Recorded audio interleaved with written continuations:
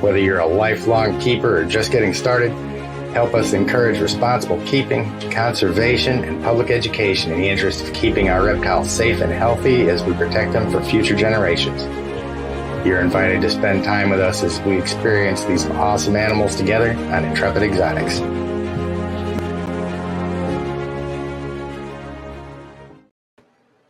What is going on, guys? Happy Saturday again. We're coming in a little bit early this week. Hope everybody can hear me okay. I think I got everything set up. It's been an incredibly busy day. Let's see. Make sure the audio. Yep, we should be good. Oh, so yeah, threw everybody a little bit of a curveball here. I know it was typically on at 8 o'clock on Saturdays, but yeah, a little bit early.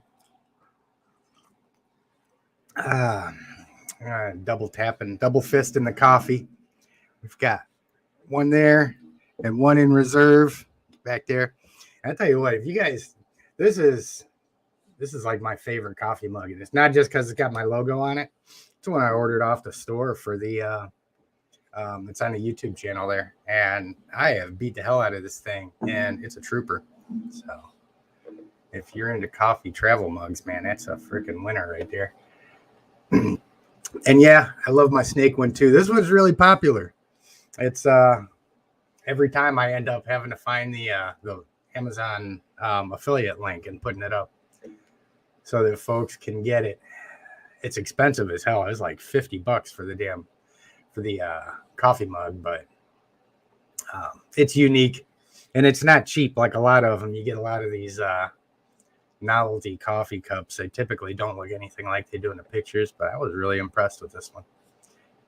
Matter of fact, if I can find a rattlesnake rattle for less than $50, I'm going to get one of those and put it on there so I can actually have a real rattlesnake rattle on there. I hope everybody's had a good week. I know the week started out pretty bad with the loss of Brian. Fortunately, it was no surprise. We all knew it was coming, and I think there was probably 500 false alarms, ahead of him actually passing. But yeah, there's been a huge outpouring on the internet for him and his family. And before I get started, I just want to say huge kudos to Brian's family. These guys going through what they've went through, especially over the last 2-3 months, that whole process is long, man. It's long and it's heartbreaking. And, it's always good to have that time, to really clear the air with everybody. But, it's been tough. And for these guys to just suck it up and, get back into the groove and do exactly what Brian would want them to do, put a smile on their face and keep things going.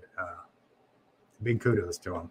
I'm sure they are going to continue to take this thing up into some pretty awesome things in the future. And we all need to ensure that we're supporting them and standing behind them, keeping in touch, over the internet and the YouTube channel and all that stuff, and supporting their vlog. So anyway, let's see who's on. Erica is with us. How you doing? Oh, yeah, I'm here. Nicole, how you doing? Lorraine, Laura, Fanta, hello. Australian Shepherd, I think, right? Love those. Awesome dogs. Nicole's birthday, huh? Happy birthday. Oh, yeah. The best cup in the world. Hey, Sam. How you doing, man? Yeah, we're a little bit early today. Carl, how you doing? Are you guys freezing your butts off in Scotland like we are here in the States? The mother is here. I don't think she's going to be hanging out too long. She just got out of surgery a couple days ago. So make sure you're getting your rest. Get to feeling better. Oh, yeah. Yeah. Brian was a good dude. I've got, I put out that one message to him. Hopefully it got out to him before he passed. I think I may put out one more video. Just kind of encouraging people to just follow in the dude's footsteps, you know. When he first started out in reptiles, he drew a lot of fire from a lot of people, and he's been transparent, and he's always working on himself, and he's built something really good. So yeah, there's a lot to be said about him. I may put out one more video about it, and then we'll go ahead and drive on. Abby, how you doing? Long time no see. I'm ready for it to warm up so we can do another retic fest. Let's see. Faith, how you doing tonight? Yeah, I really think they are. You know, one of the things that I think a lot of people may not think about is, I mean, Brian was a pretty shrewd businessman too. And that knowledge, you know, it's of everything he done over his lifetime. His family is going to need help in a lot of respects. So, but with the size of his following, I am quite certain there's more than enough people are willing to lend their expertise to help them in whatever they need to get accomplished. So hopefully, hey, Brandon, how are you doing, sir? Let's see if I did it. Hey, David, good to see you. So yeah, like I said, it was a little early one today. I'll probably, I mean, we'll see how everything goes. I'm planning on maybe doing a bit of an extended live stream tonight. It's been an incredibly busy day. I was going to be using this weekend, starting to get a new enclosure put together because I have a new retic waiting in the wings, but our refrigerator went out on us a couple days ago, so I had to go down today and replace it.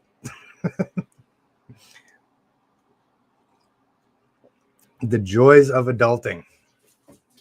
No plan survives initial contact intact, right? But one thing that I was thinking about doing tonight is maybe going over some of the old videos from Intrepid channel, you know, from the last couple years. You know, maybe it would get questions pop up periodically. I was thinking, instead of just bumping my gums here, just going in and pulling up an old video and seeing if we can pull some segments out of those. A little something different. We'll see how it all goes. But I do know one thing.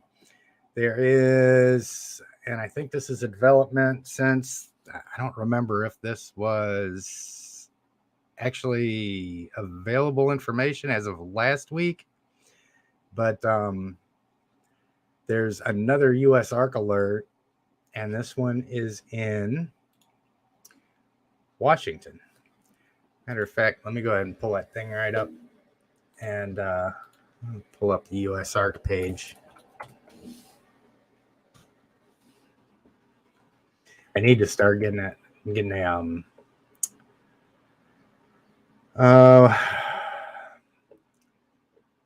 to start getting some videos together for US ARC.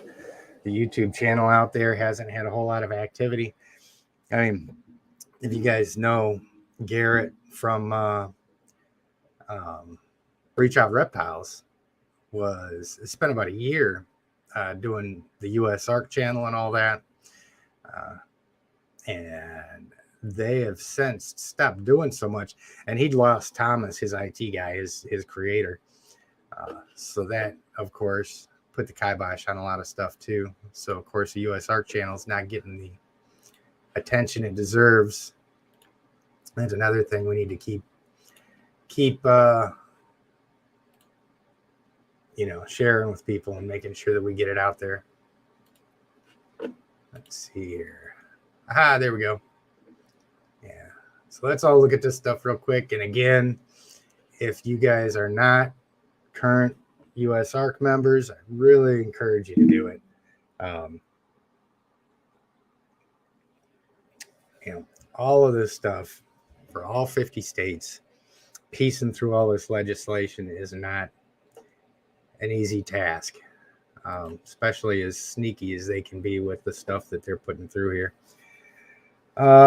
This is a new one to me too. As I'm checking this is in South Carolina. South Carolina DNR. Create a permit system for wildlife rehabilitators, educators, exhibitors, and researchers. If the bill passes, then they will begin its rulemaking process to write the actual legislation. Yeah, I'll have to read through all of this stuff. Really encourage you guys to too. I'm not gonna bore you guys with just sitting here reading through this stuff right now, but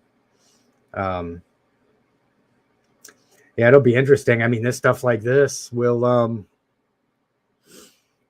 kind of, you know, if it creeps up here to North Carolina, it's going to impact us as well, because we do so much, you know, educational work and rehabilitation stuff.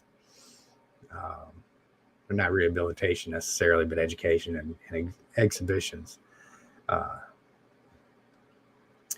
So we'll see. I'll start looking into that. I'll definitely have some updates and stuff out on that as we get more information.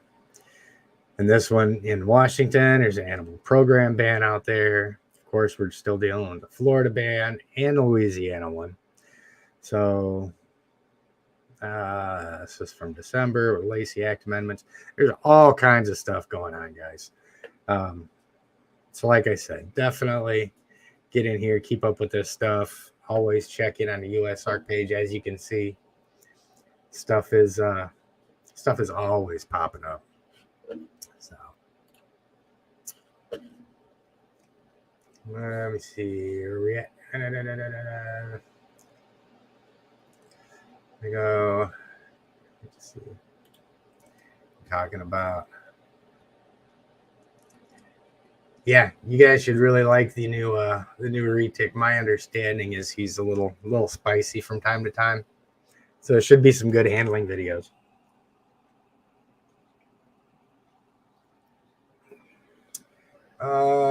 Let's see. What's this one? Yeah. Yeah, anything north of the Mason-Dixon line, if you're banning a reptile up there, then it is completely stupid. There's no reason to ban any of these animals up there. So, but yeah, Thomas is the guy that would do all the live streams and stuff like that. He was a real chipper guy, and he set up all of the stuff for them. So, I think the new guy's name out there is Jeremy. So he's learning the ropes. Let's see.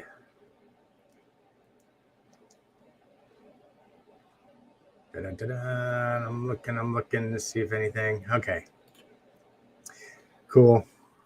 And I got to keep an eye on this thing too, because sometimes this thing will stop scrolling if I don't stop it in just the right spot, which is really annoying because I won't see anything moving, and now all of a sudden I'll scroll down a little bit and there'll be 15 feet of messages down there, which is really annoying. But I got a message on the snake bite video that we put out, and that one, I'm not going to throw the guy out on Front Street or anything like that, but talking about how we understate the severity of retic bites and how it does a disservice to the community, talking about how safe they are. And then I had to think about it and really kind of look back at a lot of the videos that I put out, and without going back and rewatching them and really getting the tone and tenor of what I was saying. The guy had a point, because I do talk a lot about how easy they can be to work with and stuff like that. And I try not to put a lot of scare factor into the retic handling videos and things. And I've seen a good deal of bites from them. Most of the ones that I've seen, really benign. They hurt, they bleed. You know, the next day you look at it, you really got to look for the pinholes that are there, because if you manage it right, it's not going to shred you. And the guy was, talking about a friend that he knew that had one get a hold of his knee and had like 200 stitches in there. And it is possible, definitely. You get a big 19, 20-foot snake that gets a hold of you. Not only, have they got bigger teeth, but they're stronger, they're harder to manage properly. If you get bit by a 12-footer, it's not too bad holding their head and keeping them stabilized, getting them off of you. But if you get a big snake that's really, really intent on keeping a hold of you, it's typically a bad experience. But the thing about that is that we do really emphasize the fact that these aren't, large snakes are not beginner snakes. So for anybody that's considering getting a retic, just like we say in all the videos, you really need to make sure you get your mentorship, you learn as much as you can about them, you get that hands-on experience working with them and stuff like that, and really understand what you're getting yourself into before you get into it. So I don't know. It was just a point that was brought up, and anytime anybody has a valid criticism, of course, I like to acknowledge it. So I don't know. I may put a follow-up video up to that bite video. But the thing to remember with that too, and the way I explain it to a lot of people is that, working with snakes is kind of like working with electricity. There's a lot of people that can work with it. They can replace circuit breakers, they can replace outlets. All of us are plugging stuff in and everything like that and not dying by it. But if you do something stupid and you make a mistake, then by all means, you're going to get zapped. Then it can be bad. It's just like with police dogs. German Shepherds are used as police dogs because they're very capable of violence of action. But those same dogs can retire out to a family and hang out with kids. And it's a lot the same thing with snakes too. You've got to understand what you're working with and how to work with them and how to do it safely. And if you do, like I was telling the guys, I was like, it is so easy taking care of my 2 16-footers down there and working with them. I mean, outside of the sheer mass, if I go down there and start carrying them around all over the place, it tweaks my back and I can't walk for a week. But outside of that, they're easy. So it's just such a double-edged sword. There's two sides to it, just like with anything. And like I said, I make a really valid effort to feed the information that people need in order to read them and work with them right and stuff like that. And I don't feed the fears. We all know that, a 19, 20-foot snake, if it gets a hold of you, it can hurt you. That's kind of a no-brainer. So, we work on what we need to do to avoid that and to have easy situations. Like when I go down to my reptile room in the morning and Monty's running the glass and I open the door and she just sits out on my shoulder and hangs out while I have coffee in the morning. So I got to kind of split my time between her and Niles, because Niles is starting to get pretty needy, which is cool. He sees me come down there. Half the time he's crawling down into the substrate and crawling up to the door to see me. So.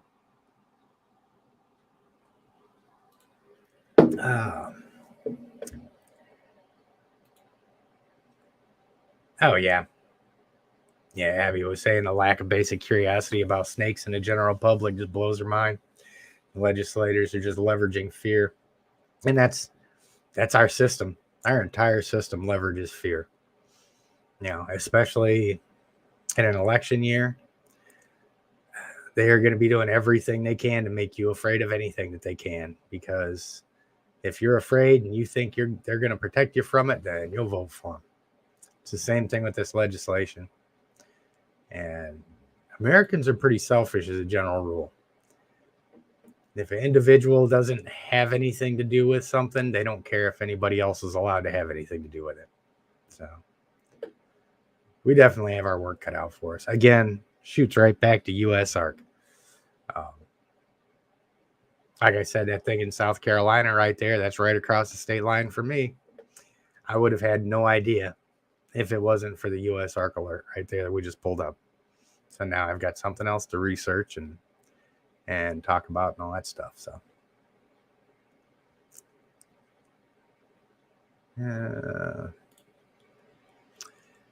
went 20 minutes away from Nicole. Had to call an ambulance for getting bit by an anaconda. I'd be really interested to know why they had to call an ambulance for a bite. But never know. That'd be a good news story. Yeah, Nicole, when you whenever I get down there in the comments, let me know what city that was in, because I'd be interested in looking that story up. Maybe that'd be a good topic for discussion that I could bring up. Maybe I could find it tonight as we speak and look at it.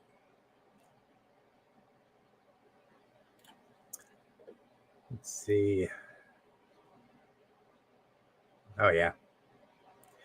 Yeah, if you've got a big retic, anaconda, a berm, anything, if it's not well socialized, that's an expert level animal. Make no mistake about it. There's nothing that will make you pucker up faster than having a really big snake that really doesn't like you and having to get it out and manage it and clean it.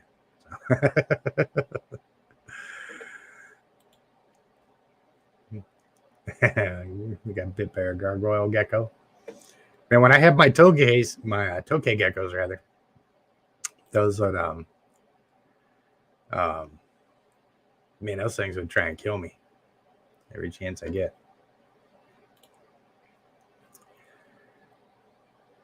Tracy said she'd like to know my thoughts regarding snakes and reptiles potentially being cohabitated.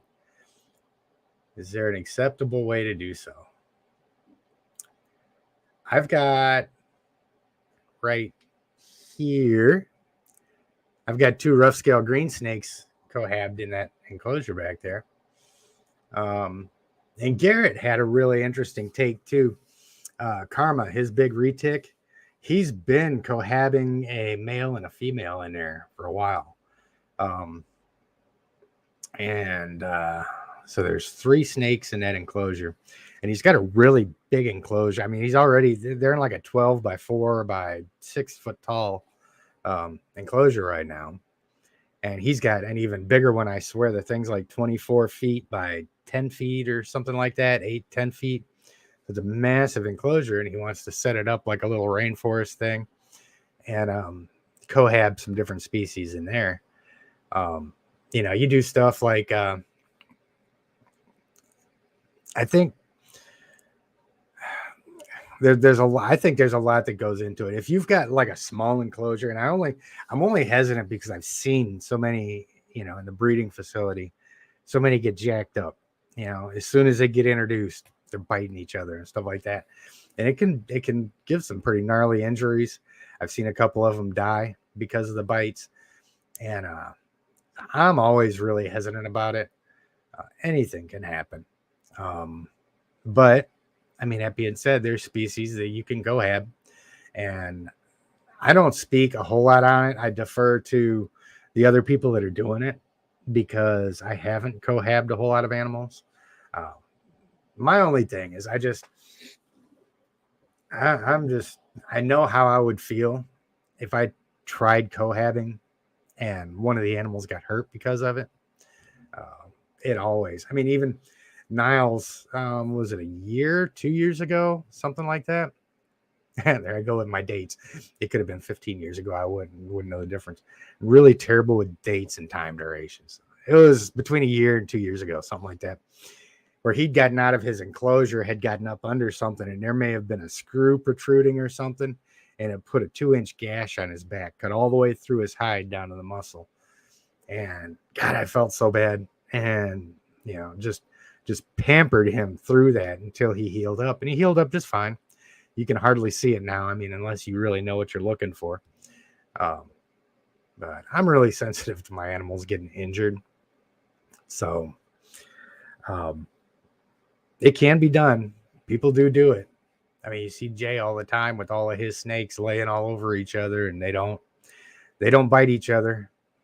So yeah, but yeah, I think it would be cool if I end up having enough space to do something like that. I'm definitely going to research what different species you can keep together, and if you get a couple different species in there that wouldn't prey on each other, that'd be cool. It'd be nice to have that little ecosystem set up, So let's see. Oh, hey Tyler, how you doing, man?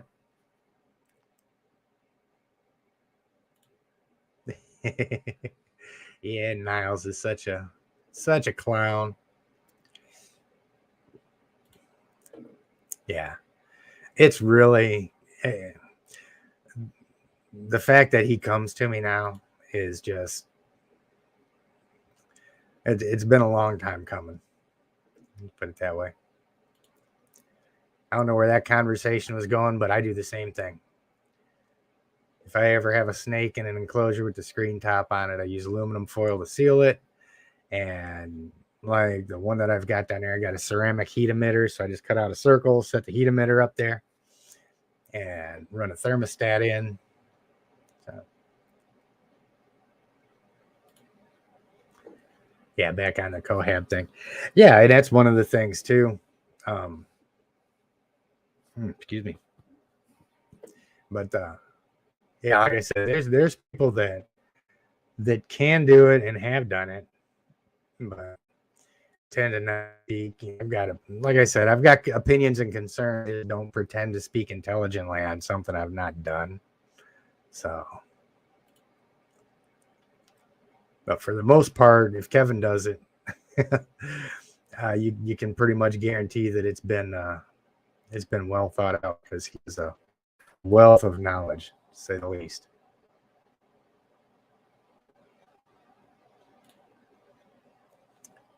And yep. Yeah, there's certain every injury at first looks worse than it actually is. I've had some cuts on my face and it looked like I plowed, through 15 feet of razor wire and it was only a little cut that big.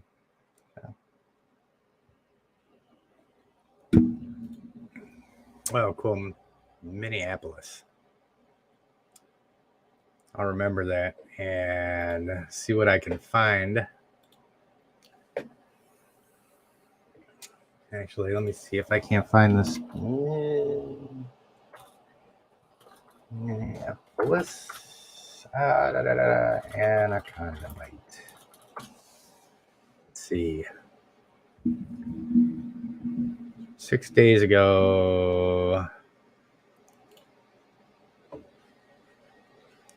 Yeah, I won't sit here and research this and have you guys just watch me play on the internet. But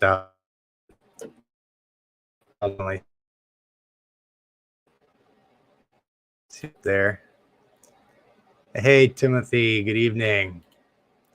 Hey, super chat.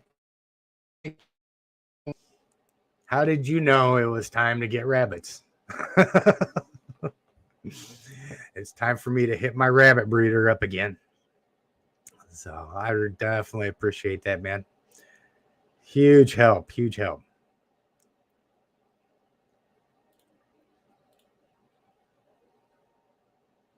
Oh, yeah. Abby knows. Abby lives right up there next to him.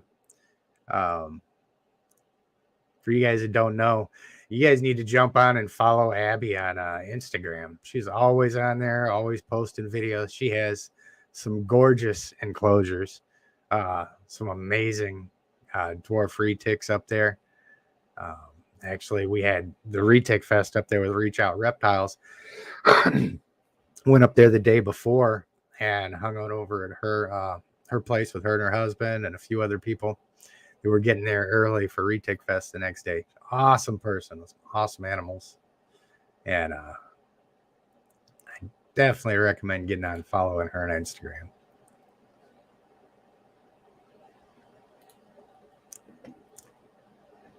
Yeah, he does. I mean, it kind of looks like a little tiny house upstairs in the facility. He put an old door on it, and he's got actual windows, double hung windows all the way around it and stuff like that. Uh, so yeah, it's pretty cool. Yep, and it put Abby to work out there.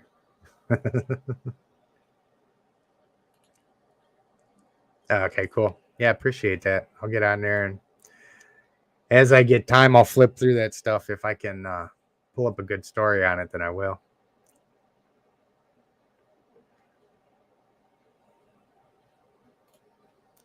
See, you're looking at getting enclosure together. That'd be cool. Yeah, that'd be really cool. I'll have to keep up and see how all that stuff works out with them cohabbing like that. Hey. Oh, yeah. Got a little early start tonight. Figure we'd see how that goes.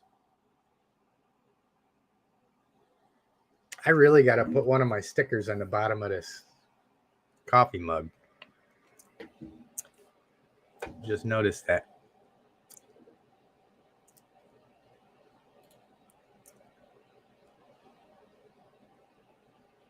Oh, cool. Awesome. Yeah, I really need to, if I can make time at some point. This whole day job thing's just got to go. So I put that thing up. Let's see if we can hit 10,000 subscribers this weekend, because we need to get this thing built up so I can focus on doing all the stuff I need to do for the channel and the reptiles and educational stuff. Yeah, we got to ditch the day job. But yeah, one of the things I want to do is come up with some pretty cool t-shirt designs and put some different stuff up there, kind of like Kevin did. He had his hands it's what's for dinner shirt. It was really popular. I'd like to put together some stuff like that, put the designs out, and put all that stuff up in the store. And I really need to start putting my Amazon affiliate links for stuff that I use, hooks, tongs, heaters, thermostats, all that stuff down there too.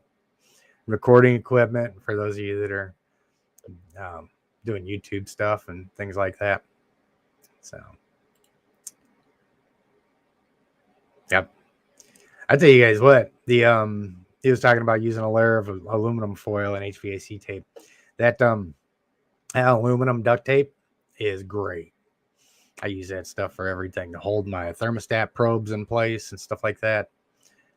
It's really good to use with melamine enclosures, because like the one melamine enclosure that I've got for my big female down there, that 8-foot enclosure, the melamine is awesome as long as you don't scratch or gouge it, so that the water can seep down into that particle board. And it takes a lot to do it because the stuff's really hard. But if you do happen to get a scratch in there, I'll take a piece of that aluminum HVAC tape and just put over it, and that stuff stays forever. It seals it up. I use the metal trowel when I'm scraping the bottom of the enclosure, scrapes right over it, never scrapes tape off. So that's, if you use melamine enclosures, that's like a must-have. And I really like that too over building with plywood, because even if you seal that, you've still got that rough surface. So over time, as you scrape on it and stuff like that, those little bumps, it's going to cut through the sealant and open up that plywood. So the melamine is really good. The only bad part about that is it's extremely heavy, and it will tear your back to pieces if you try moving it by yourself. And ask me how I know.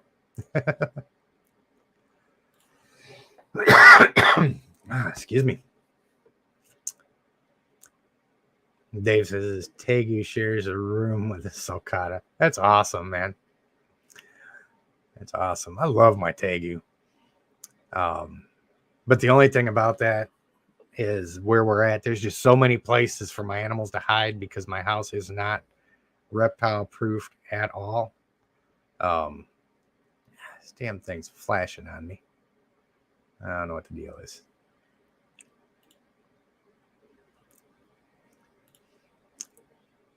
Yeah.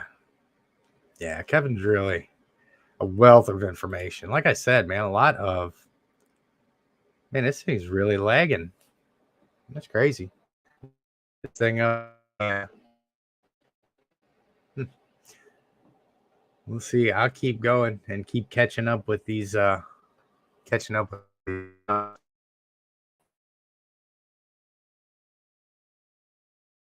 me try this.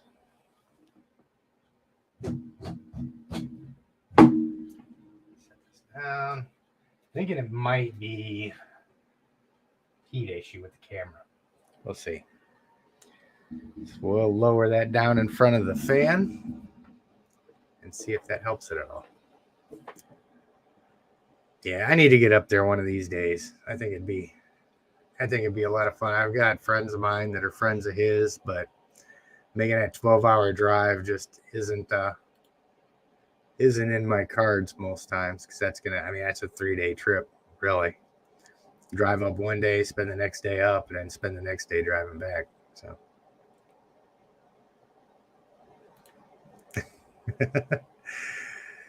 yeah, if you're talking about yellow anacondas, man, those things will nip you to death for sure. I've got a couple of good videos that I've downloaded here recently of some older videos, and I don't even remember who the guy is, but yeah, he was getting tore up pretty good by his yellows.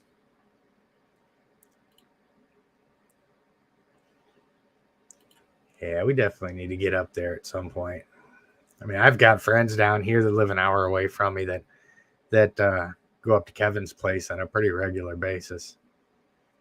And I just haven't stuck my thumb in the ear and hitched a ride with them yet.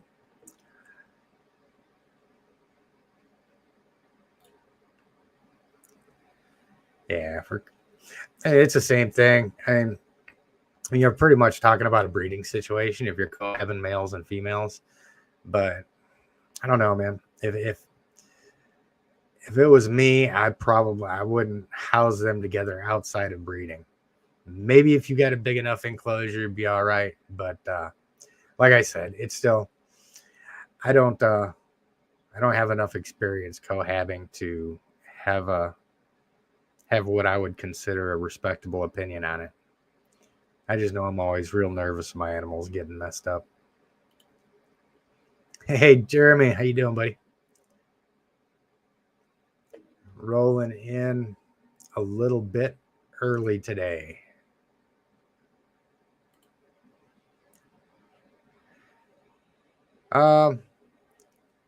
Depends on their size. I keep rabbits here at the house that are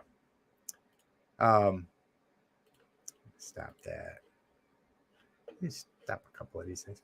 So I've got rabbits here that are about that long, and I've got rabbits here that are about 9 pounds. And my little girls back here, my little baby Burmese back there, and Bob, who is now eating on his own.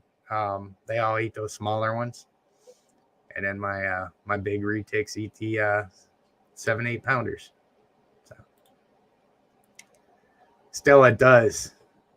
Stella's Abby's 12-footer. Gorgeous snake. Awesome demeanor. All of her animals are awesome. They're really chill. And then they get a lot of attention. They live better than I do.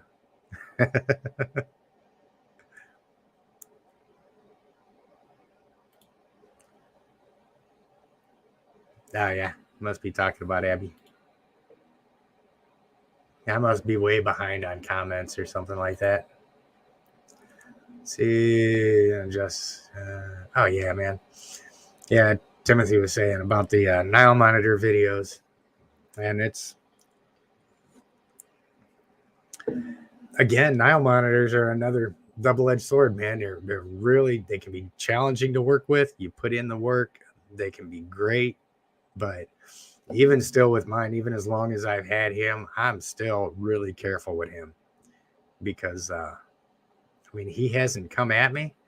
And here recently, a lot, he's been trying to crawl up on me and crawl up into my lap, and I'll let him a little bit, but they can just be so flighty. And unless you've got an animal that you've got a lot of time with and you're really comfortable with, You really got to stay on point. Niles is so much different than the snakes because once any of my snakes are out of the enclosure, I don't stress them. I don't worry about a bite at all. It never even really crosses my mind. But with Niles, he's just their state of mind can switch so fast, and he's getting bigger. So I try to be kind of careful with him. So, Tara, you made it. It's about time.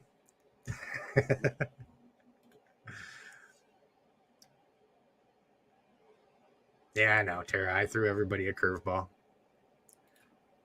Oh, yeah, that's right. You did tell me you picked up your Tegu. That's awesome. How are they doing, by the way? I know you asked earlier if about how much you should really impose on them and stuff like that when you first get them. And we was talking about, should you wait a week to really handle your tegus and lizards and stuff before you start handling them the same way you would with a snake? And I found it's the same thing. Lizards, snakes, some of them are really chill and they're real easy to start working with and they're not scared. Some of them are really scared. So it just, I've taken in snakes that I could start working with the same day and start handling, and they're just chill. Yeah, they eat the same day and all that stuff. And then I've taken in other ones like Mr. Sri Lankan back here that decided he was going to wait 5 months before he was before he was comfortable enough to eat. So, let's see what we got. Okay, good. Yeah, it could be. It's hard to say. I do need to spend some time, like I said, tweaking this thing too, because I still get those little data screens that pop up periodically on the camera. So I think what it is I just need to get a new video capture card because I think the one that I've got, I went too cheap on that one. And I don't like using the Wi-Fi connection to the PC because it drops the video quality down.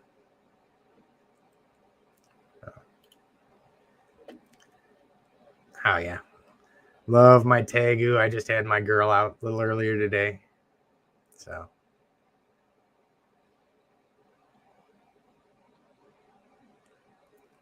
Let's see. Yes, indeed. Busier than Chris Eaton in an ass-kicking contest.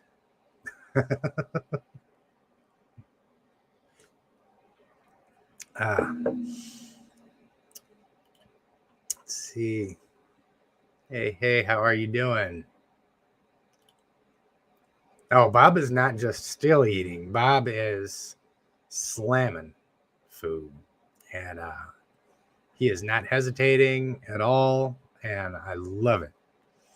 I knew he was going to start eating sooner or later. I knew he was going to get tired of me sitting there holding him like this with the tongs. And yeah, I had to do that twice just to make sure that he was keeping his strength up and stuff till he chilled out. But once I put him back, he's in this, and there goes the lag again. But he's in this 4-foot enclosure back there.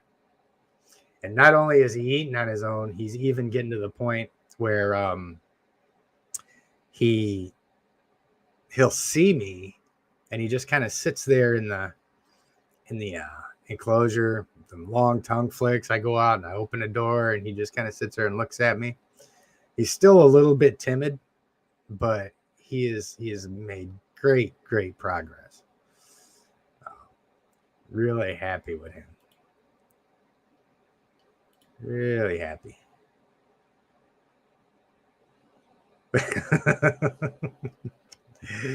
Hey, Christina, how you doing? Well, you're not late. We're early because I typically start at 8 o'clock, and I decided to start at 6 o'clock tonight because I have no idea how long I'm going to sit here and bump my gums, and I'm going to just stay on forever. And we'll see. Somebody may jump on or something like that. Maybe somebody will get a hold of Kevin McCurley. He can jump on and have him on. That would be awesome.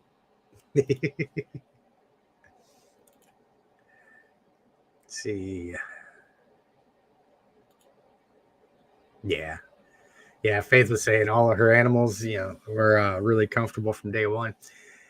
They got her from a great previous keeper. There's a lot to be said for that. Just like my green tree python that everybody has such a hard time handling right out the gate and all that stuff.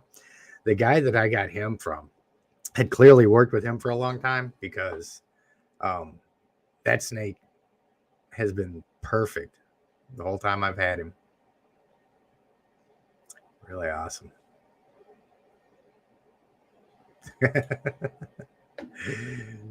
Earlier today, Tegu tongue flicked and was being nice and then tail whipped you and took off. Yep. Yeah, my female Tegu, she's really she's not temperamental. It's the best. She's moody maybe. Some days I'll go in and I'll go to mess with her and stuff like that. They stand up, raise themselves up off the ground and kind of lower their head a little bit when they don't want to be messed with. Yeah, sometimes she'll do that. Other times I open it up and she's just right there at the door with her tongue going 100 miles an hour.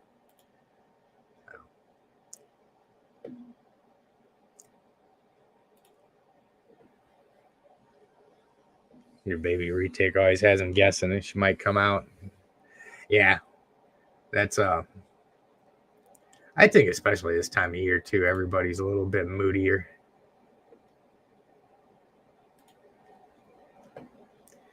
Yeah, I'm gonna have to start.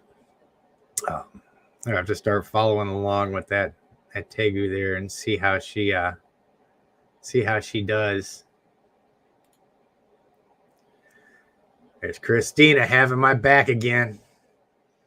Those of you guys that don't know, Christina actually does research work out here in North Carolina, and she does the educational programs with us out here. Has been a great friend ever since I started the channel. She was actually the first person that was on a live stream with me.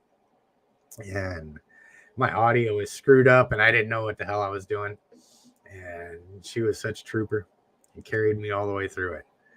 But yeah, she lives about an hour and a half from us over here. Great person.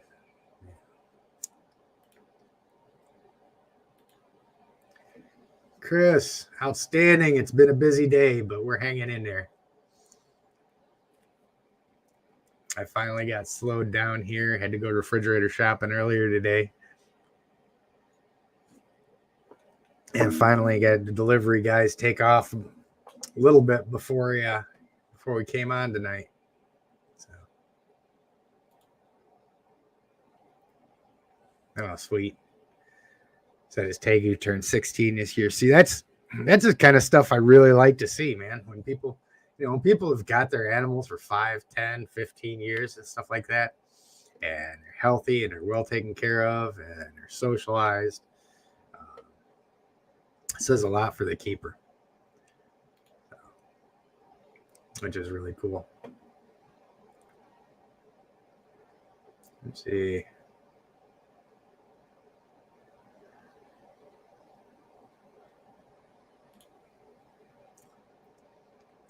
Talked about it there.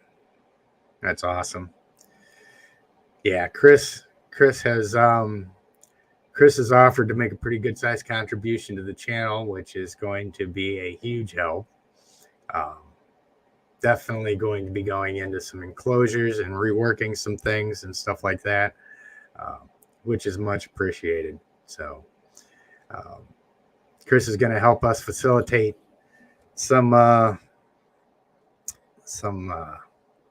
improvements and a lot of DIY videos probably, because I'm going to go ahead and like four of my enclosures are melamine that I did myself, and I'm pretty happy overall with how they came out. There's some things I can tweak, but I am going to start design here pretty soon because melamine is so inexpensive. And if you do it right, they can be pretty durable and last a long time. Only problem is they're really heavy, like I said. I'm going to start working on a design kind of a stackable, movable type setup that I can manage without completely giving myself a hernia. So, and we'll see how all that stuff. I'm going to kind of clean up some of the trim work on them and stuff like that.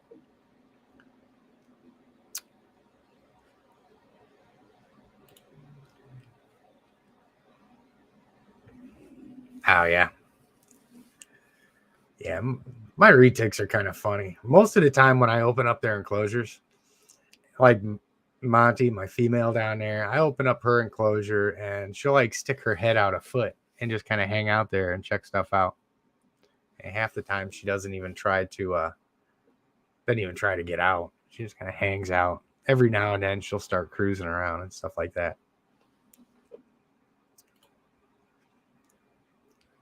Yeah. Just saying her retic was a social butterfly. Mine is too. I think I'm going to go ahead and get her out. She ate a few days ago and she's been sitting there basking ever since. But she's in that, let's see. She's in that glass enclosure. She's kind of right behind the thing. You kind of see, this is so awkward trying to figure this out. But there's her heating element. She's like right back here behind that. So it's all glass on both sides of that thing. So every time I walk by her enclosure, it's like false alarm. She thinks she's getting out. But I wouldn't have it any other way. She's a sweet girl. I'm going to get her out in a minute. As soon as I figure out how to work this camera thing.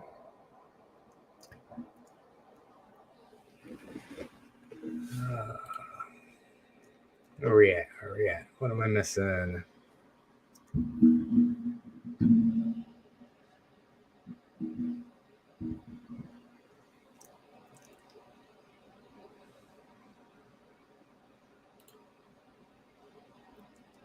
Yep.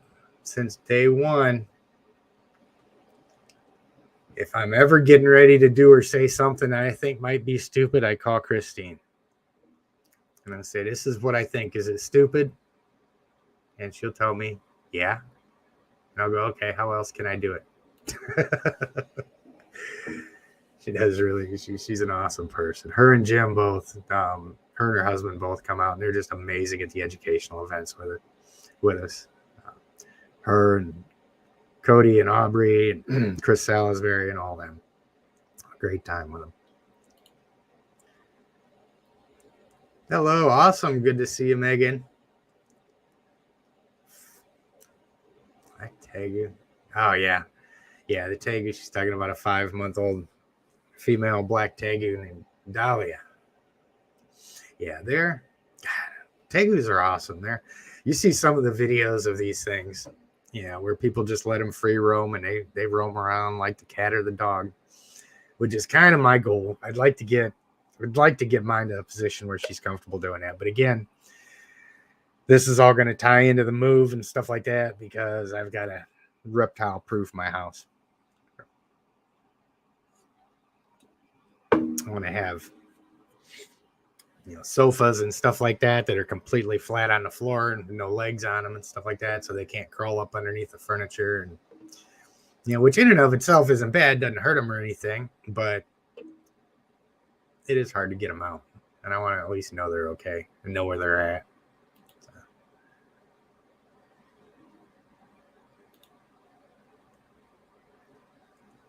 Oh yeah.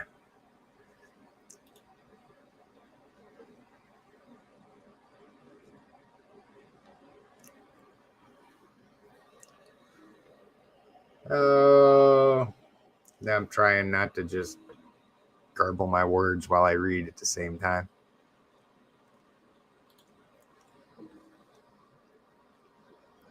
Yeah, Nicole was saying that Reptile Keepers is about the best community you've seen. It is. I mean, people talk about the bickering in the groups and stuff like that, but I mean, if you go into something like a prairie dog group, or maybe a rat keeping group, or maybe a rabbit group and stuff like that, I mean, these people go after each other like the damn Jersey housewives on there. At least the reptile community has done a pretty good job of telling everybody to chill out and be respectful of each other and stuff like that, and not slaughtering people for asking questions that are, basic questions. If you don't know basic things, you got to ask. Otherwise, you're not going to know, and you're going to screw up. And you're going to screw up anyway. That's just part of keeping. It's part of learning anything. You're going to make mistakes all day long. Again, if that's something that we learned from Brian, is we can all make mistakes and we can all continue to learn. And we can do so without slaughtering the new keepers and stuff. So,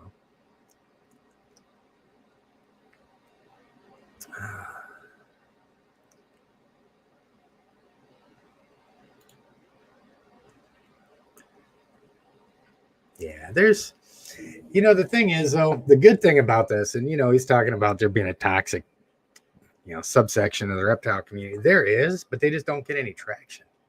They really don't. There's a couple people I can think of, and I'm not going to name names and slam people because that's exactly what we try to avoid. But, the people that are the worst of it, they don't get any attention because everybody knows they're a tool. I'll sit back and I'll watch certain people on YouTube getting on and making videos. They get 200 views and they're slamming people that are friends of mine and stuff like that. And you don't engage them. You don't give them the attention. And it doesn't impact anybody. Yeah, that's one thing. One thing I've seen, and I can't remember who it was or what, somebody was showing an exchange that they had with Brian.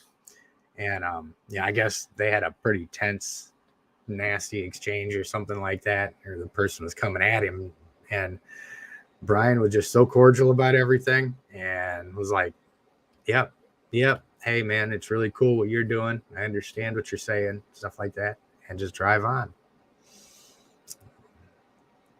Toxicity is really easy to avoid. It really is. And anybody that I can't trust because they've shown that they don't have any integrity or they want to actually go after somebody all the time, I just cut ties with them, and that's it. We've got much better things to work on. But, it's just like the guy that sent me those messages earlier, talking about how I was doing the community a disservice by talking about how easy retics are because he's seen people get 200 stitch bites from them. And I can't argue with the guy because he's right. A 19-foot snake will put 200 stitches in you. And I guess it's just like anything else. It depends on the perspective that you look at it from. On the other side of that coin, like I said, my snakes, easiest thing in the world to work with. My 2 16-foot reticulated pythons are a lot easier to work with than my 1 Nile monitor. So, everything's situational. But I think it's all in how you go about it. It's something that's taken me a long time to tone myself down, especially since, after the military and all that, because I was really aggressive. So much more so than I am today. And the fact that you could hit me with a semi truck and I'd bounce off the street and stand up and laugh at you had something to do with that too. But yeah, it's taken a long time for me to learn when to just bite my tongue and not argue and acknowledge when somebody else is right and stuff like that. So just have to give people grace when they have good intentions. And if both people in a conversation do that, then they can have an actual conversation and can determine what's true.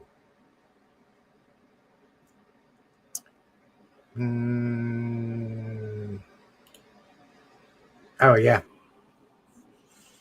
Yeah, they do. I had seen those before. He was talking about the white strips that you can use on the edge of the melamine. That's one of the things that I'm going to plan into it. Because that's one of the things. The only problem that I've got on one enclosure is I didn't seal it well enough in one corner. So it's starting to deteriorate a little bit. So at some point, I'm going to have to go in there and cut like 6 inches off of the entire enclosure, build a new end for it. But let's see. Jessica, how you doing?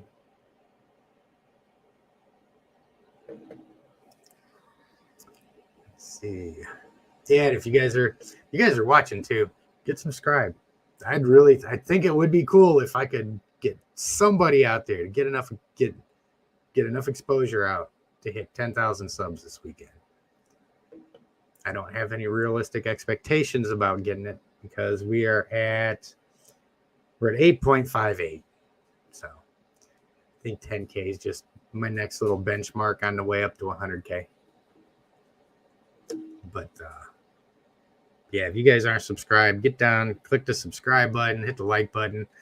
I don't know about sharing it out. I mean, people that aren't familiar with us may get to see this and just see me bump my gums for a little while, but they can go and click on some of the regular videos and stuff like that. I'm still looking for some kind of a question to come through that I could pull an old video out with. Hey Tracy, did I say hello to you earlier? I know I'd seen you come in. I just don't remember acknowledging you. If I didn't, hello.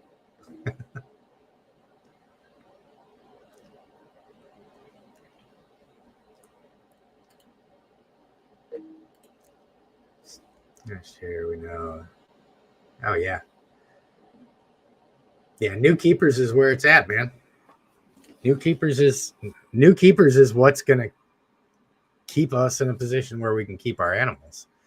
And you can look at this, you can look at keeping reptiles the same way you look at being in the military. Okay, say for instance you're a staff sergeant. And you're on post here in the United States during peacetime. Do you want to look at the privates coming in as dirt bags and not waste your time training them because you're so much better than them and you've got all this combat experience and they're just a turd? Well, yeah, you do that and you do that. And then what happens? Something kicks off and you got to deploy. And now you've got all of these people that you are responsible for training so that they know what they're doing when you go into a real situation, and they're not trained because your ego wouldn't let you make them any better. It doesn't work. That's why you get into that mindset of, you want to know at least 2 jobs below you, 1 job above you, and you want everybody that you work with, everybody that you train to be better than you, because that helps everybody get through. And it's the same thing with reptiles, man. One of my biggest pet peeves is watching these guys that come out with their 16, 18, 20 foot snakes, and they talk about how dangerous it is. And they talk about how, man, nobody can do this. I'm a stud. Look at me. Well, I got news for the guy. I've seen 120 pound, 5 foot females work with 20 foot snakes before. You don't have to be some perfect muscular human specimen to work with these animals.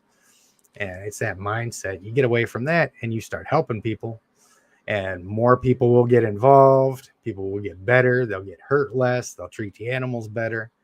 And, it is one of those things where a rising tide,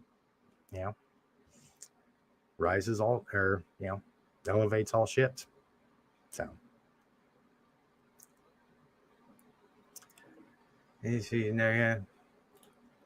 Any species I haven't kept, would love to in the future? Yes, many. I'm just waiting for space. Green anacondas, false water cobras, sailfin dragons. Those are the 3 that I'm going to start working on as soon as I get space put together to have them. And there's more too. Maybe one of these days, if I ever figure out a way to get a Komodo dragon, that'd be cool. But but those are my 3 big ones. I think getting into tortoise would be cool too. But again, that's going to be dependent on the space, because you get into bigger tortoises like sulcatas and stuff like that. Those things turn into mini bulldozers. And then you definitely got to have special setup for them to thrive. So. And I'm getting so far behind on this stuff.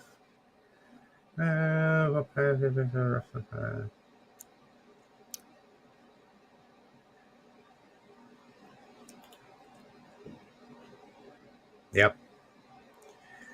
Yeah, you do, man. It's like Dax with DNT. He's done a pretty good job of keeping a riffraff out of his and trying to keep things positive and stuff like that. It's the Retic Pursuit, I think is the name of his. Dak's a good dude. He does a pretty good job of moderating that stuff out. The first 3 people that I physically met when I started reaching out to the reptile community, I've been keeping for a while already.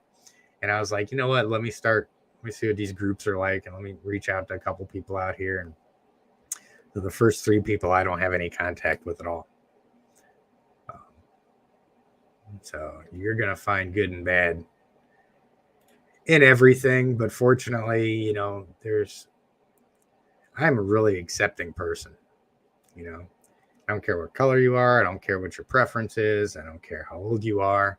It's all about character. And it's all about integrity and a lot about common sense. And you get some really wacko beliefs and things like that, then, you know, good riddance. I worked in a prison psychiatric ward for a little while. I seen where wacko beliefs lead. So, but yeah, you definitely have to. You got to be careful, and it's so tough for. Thank you. But it's so tough for newer keepers because you don't really know all the details, and so many people want to act like they know everything, whether they do or not. So you get people getting new keepers convinced of certain things, and it's not right. And then they got to spend all of this time, going out and relearning stuff and putting up with all the flack that you get from from the community when you go out and you say something half-assed, and everybody's like, dude, that's no, don't do that. You're like, well, this guy said, and he owned a pet store. Well, you don't have to know proper husbandry to own a pet store. You have to be able to keep your animals alive long enough to resell them. So you really do got to be careful.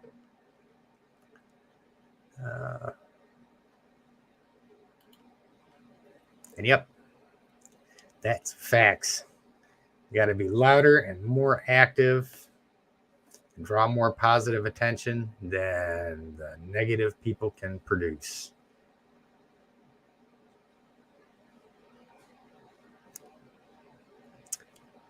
Let's see. Here I go. I am so friggin' far behind. Hey, Chuck. Welcome. How you doing?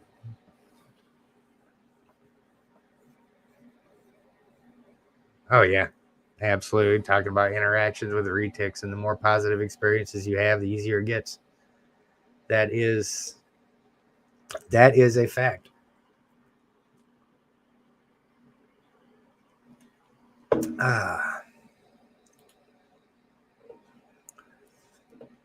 He was asking what branch I was in. I was Army. 10 years total. Got out in 2005 with a limp and never looked back. I actually look back all the time, man. I had a lot of fun. I was very fortunate to have done some unique things outside of the norm during the time I was in. Yeah. Let's see if I can. And Jeremy talking about all the projects you got to finish. Jeremy, for those of you guys that don't know, he has a YouTube channel as well, and he's been pretty busy. Actually has a pretty good setup. He does some rescue work and stuff like that. So if anybody has his channel down there, you're welcome to drop it. I'm going to continue to try and keep up with... Jim. There you are. How you doing, bud? Good to see you.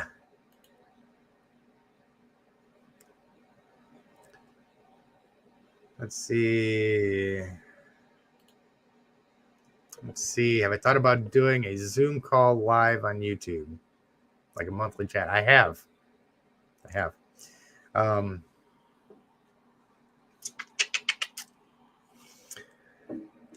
one of the things I want to kind of do the way Garrett does eventually is I'd like to really integrate and start doing more stuff for Patreon, because as it stands right now, it's about all I can do to keep up with the YouTube, and I put stuff on Facebook and Instagram and all that.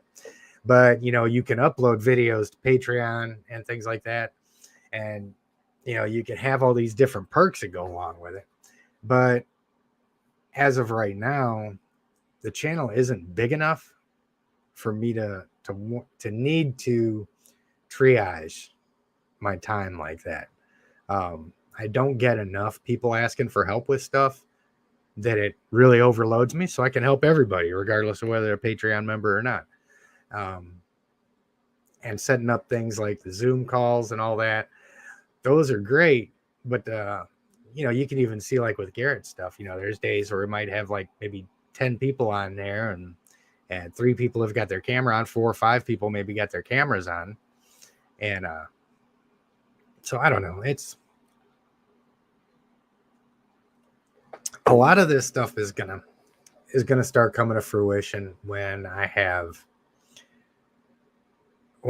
up to doing this stuff full time and I've got the time to actually sit down and implement it.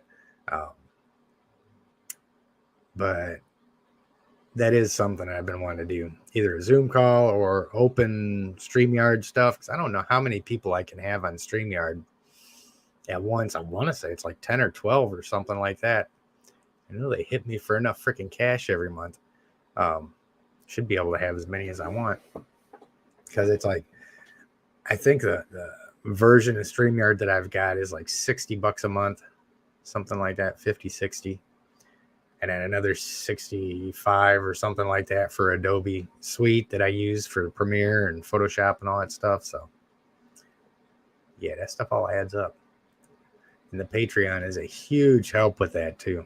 So if there's anybody that wants to kick in and support the channel, 5, 10, 25 bucks a month, whatever the case may be, the Patreon link is always out there. And like I said, as things get bigger, the Patreon base is going to be, the people that have first dibs on everything, as far as, time doing video chats with animals and all that other stuff. So it will grow.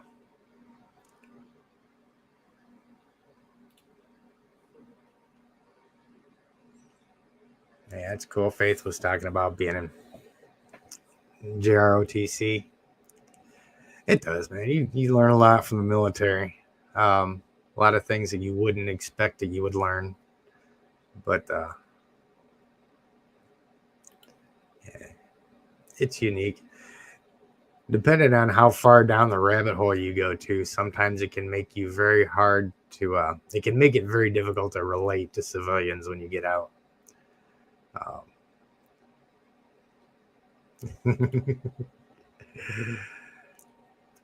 Okay, so I don't know. That's 2 of them in the course of a couple minutes talking about Zoom calls. So I guess maybe that's got to happen.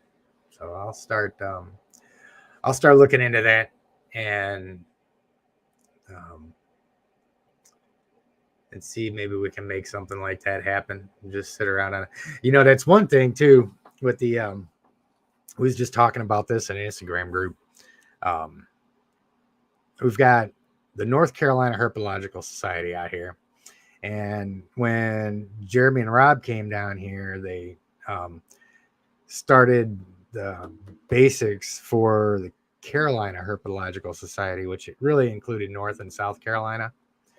And that was one of the things that I was suggesting that we do there, just as a way to keep people involved, is, at least have one Zoom call a month for the whole Herp Society, so that everybody can get together and talk and, plan events and stuff like that. If it's not feasible to actually physically meet, or whatever the case may be. But yeah, I mean, I can certainly start looking at that stuff. here for Intrepid too. And we're just on the cusp of having so many things out there right now. We're getting ready to start a new year of educational events and things like that, because we've got folks that we've worked with last year that want us back this year. Plus the potential of moving and all that stuff. And we're just, I really think that this is kind of the calm before the storm. I think we're going to get incredibly busy, especially in the local community and stuff like that out here pretty soon. So, again, another reason why I really want to see the channel grow, because everything that this channel produces is going to go right back into the reptiles. I mean, it's just snakes and lizards and stuff's kind of my thing. And, I'm not deploying again anymore. I don't jump out of airplanes anymore, stuff like that. So, the whole working with snakes and the educational stuff, that's what I'm investing all of. I mean, it's just like they say, you invest in your passion, and it's going to help a lot of people out in the long run. So, like I said, the bigger I build this channel up, the more I've got to work with, the more I can do.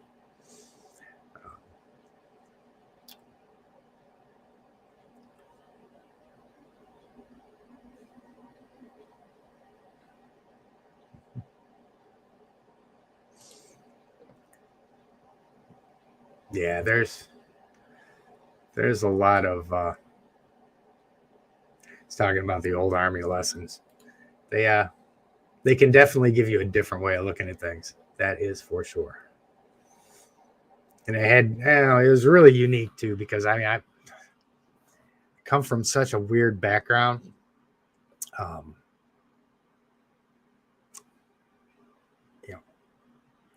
Right out of high school, living in a martial arts school for a couple of years, and then going immediately to a maximum security prison as a prison guard out there, and coming out, and I was kickboxing for a little while, and military, and all the other cool stuff that kind of fell in after that.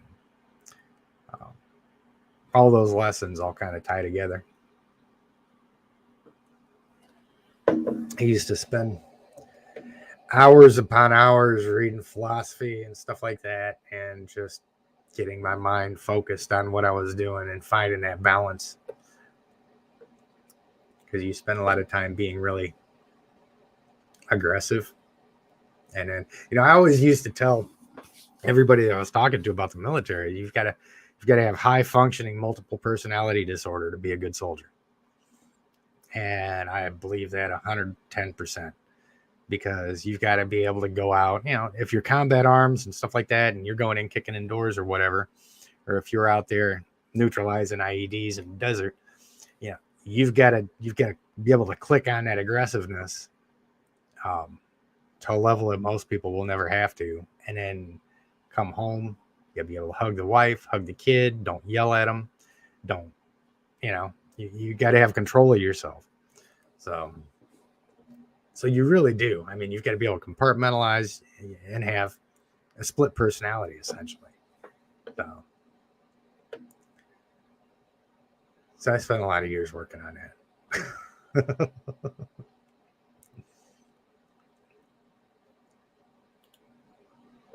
Oh, yeah.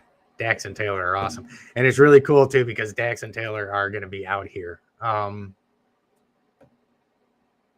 10 days, 12 days, something like that.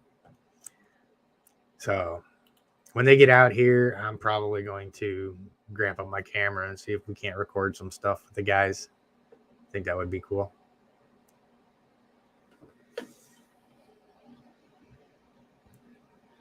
Let's see. I am so far behind on all of these things. I am so far behind on these. Okay, so somebody dropped, Jim dropped the YouTube channel for Jeremy up there. Thank you for that. Yeah, Bob Bledsoe is pretty cool too. Yeah, and he's got pretty good production value too. His videos are really well done. He's got a really nice studio that he uses and stuff like that. So, Laura, how you doing? Yeah, we threw you a curveball, man. We started at 6 instead of 8 tonight. But yeah, Bob's awesome.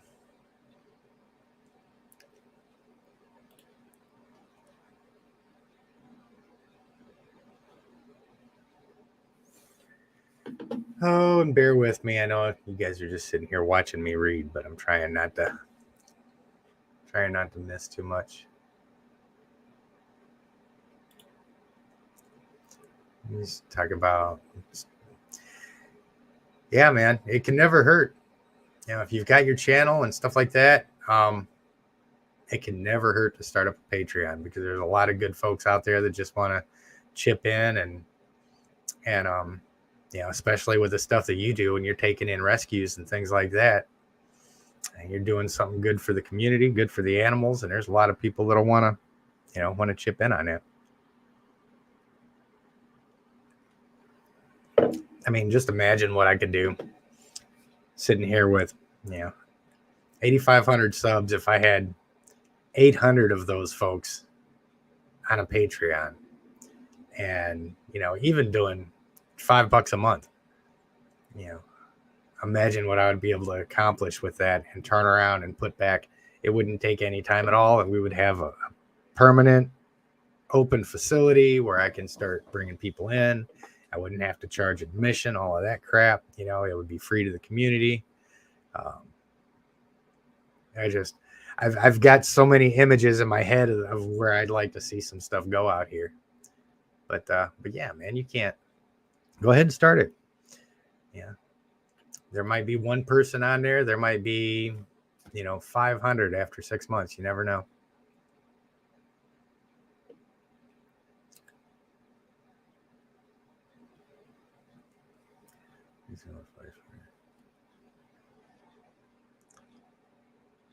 Let's see.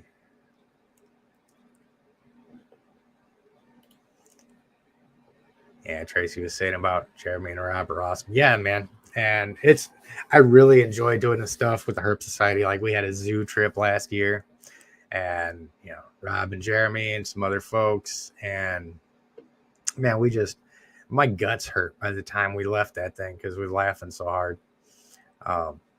Those guys are a trip.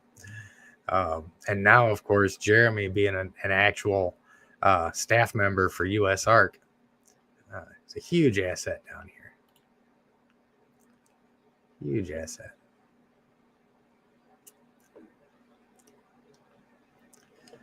Let's see.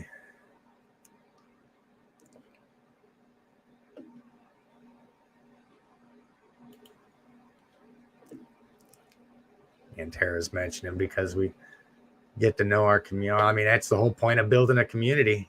I mean, I understand not spending time to talk with people and respond to messages and stuff like that if you've got 5 million subs or something. I mean, you just cannot engage that many people.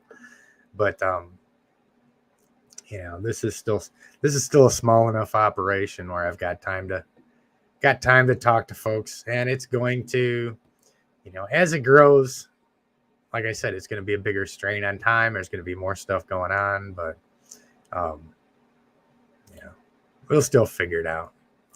As it gets bigger, I'll have more people brought into my circle here as well, and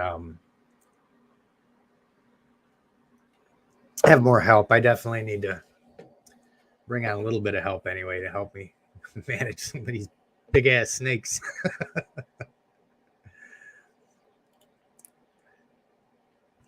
Yeah.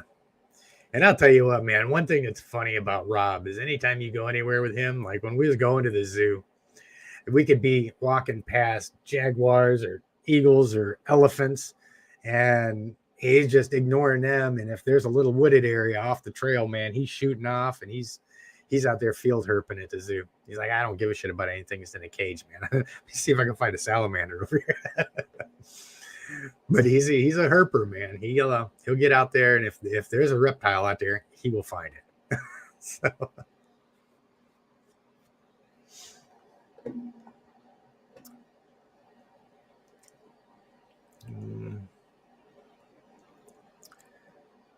I'm still so far behind. Jake, good evening, sir. Ow.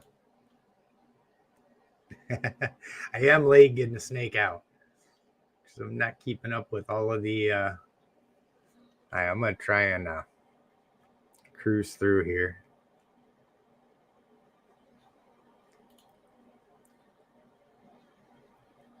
I am not a member of any special forces associations because I never got tabbed.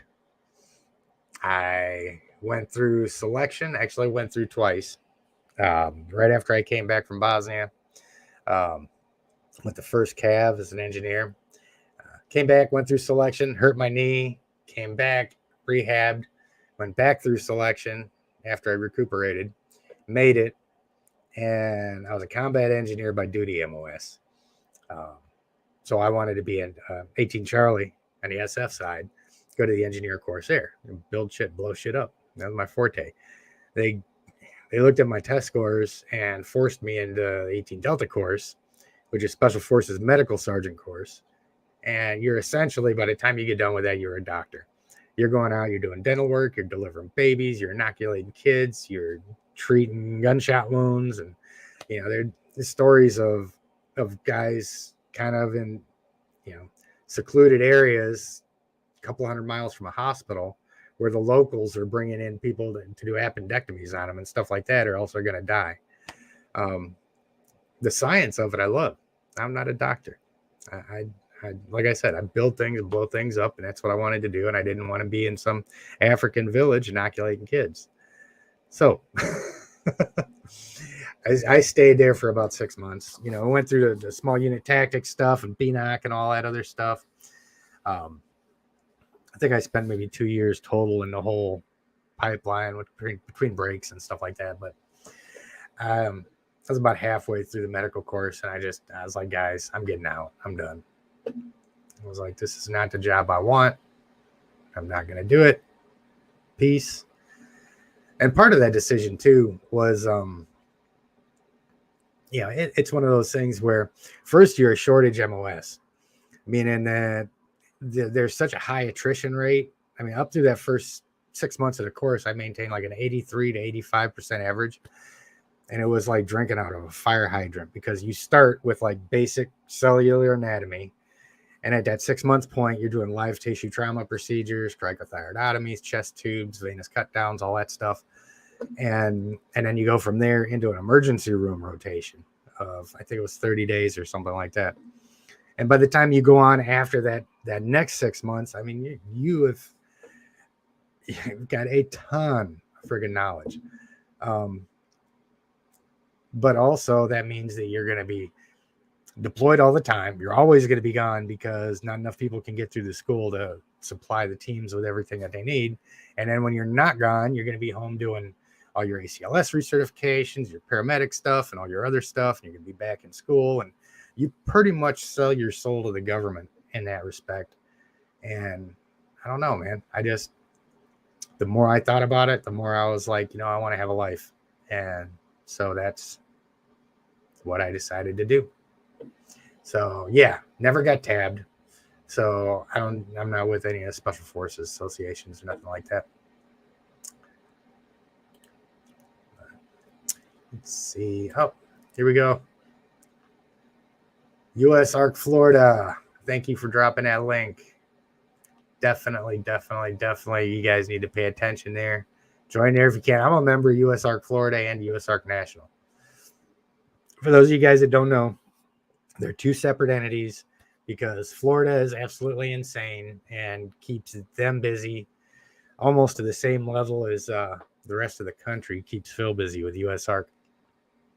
So definitely go check that out. I think they've even got a free membership out there. So, I mean, at the very least, you can get on, get a free membership, keep up with their newsletter, contribute as you can, and, you know, can help contribute to letter campaigns and stuff like that. And, you know, pretty much jump into the heart and soul of US Arc. If you guys remember the Yeah, the Chris Coffey's animals when Fish and Wildlife went out there and killed all those animals. USARK Florida is the group that spearheaded getting a lot of changes made because of that, and they accomplished quite a bit. That thing got worldwide attention, and so it does work. But the only way it works is if people get involved. So the only, it's kind of bad.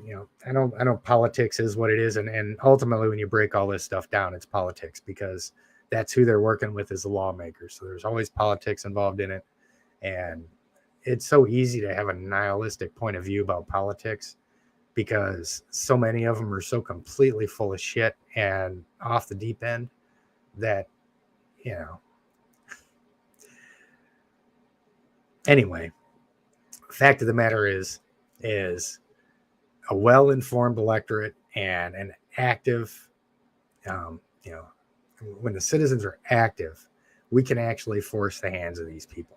So don't get too downtrodden about thinking that we can't do anything, because the only way we can't do anything is if we don't do anything. And that pretty much applies to just about everything. So, Jim, thank you so much. Super chat.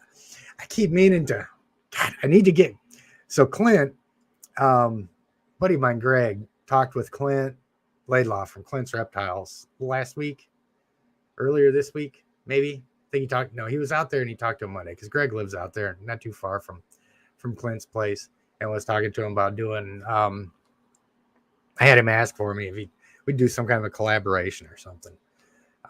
Whether it be a Zoom call. I'd really like for him to have me on his channel, talk about retake handling and stuff like that, which would be some awesome exposure. So if anybody gets this segment over to Clint, that'd be great. But yeah, I've still got to touch base with him. But where was I going with this?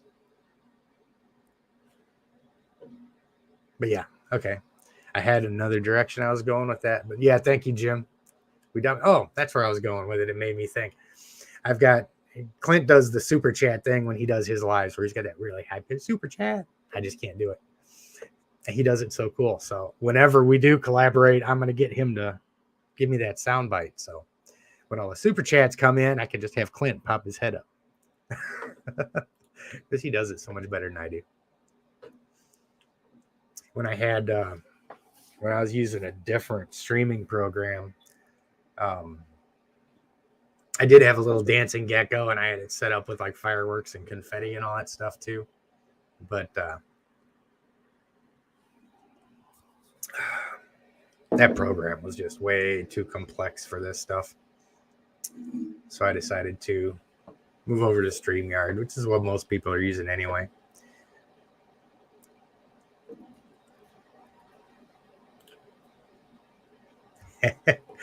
I so relate to this. Yeah, I'm right there with you. It's taken me a long time to really get out of my natural born asshole stage to be socially acceptable to some degree. But it's the weirdest thing, man. I don't know. Conversation for a different day.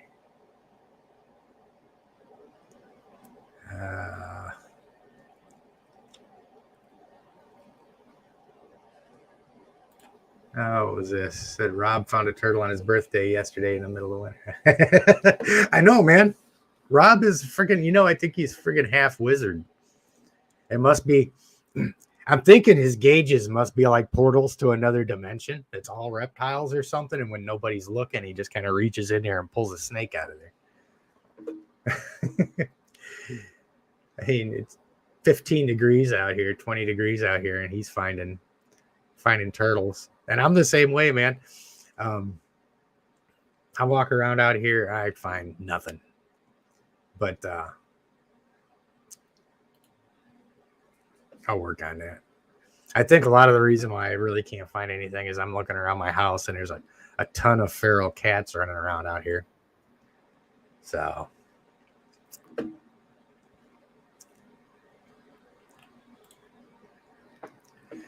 He's talking about missing the herping videos, and yeah,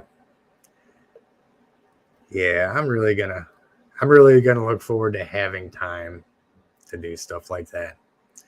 One thing that I do want to do is when when we get moved over and get this other stuff, I want to make that space available to the Herp Society to do meetings, do whatever they want, stuff like that out there. So maybe we'll be able to start recording some herping stuff. So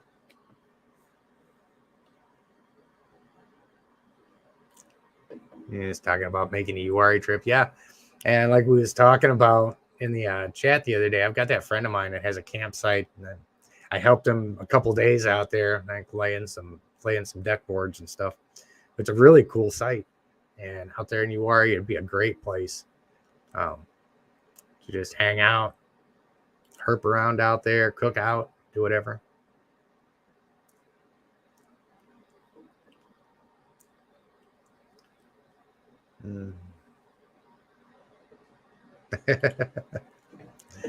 Yep.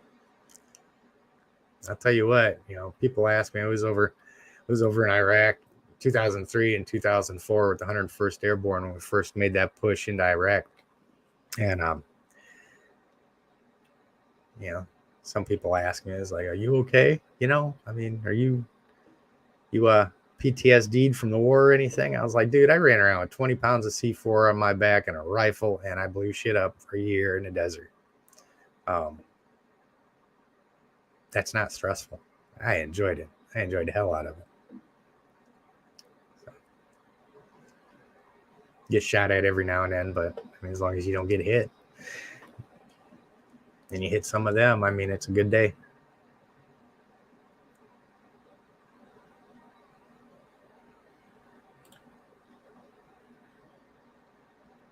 Yeah.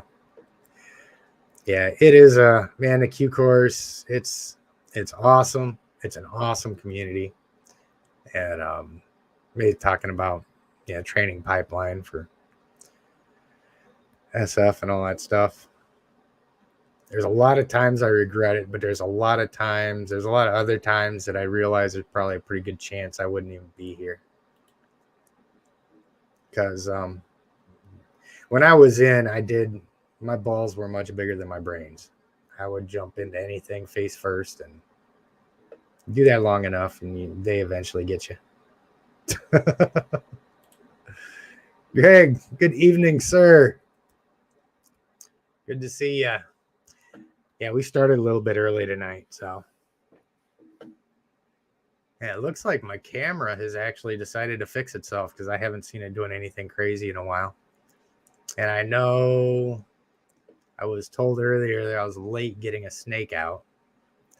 And I need to kind of get down to the end of these comments here.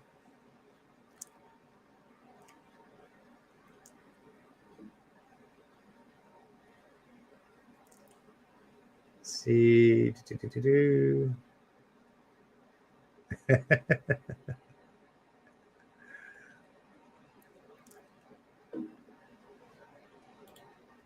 Oh, what was that? Tracy said her husband started a YouTube as well. Oh, cool.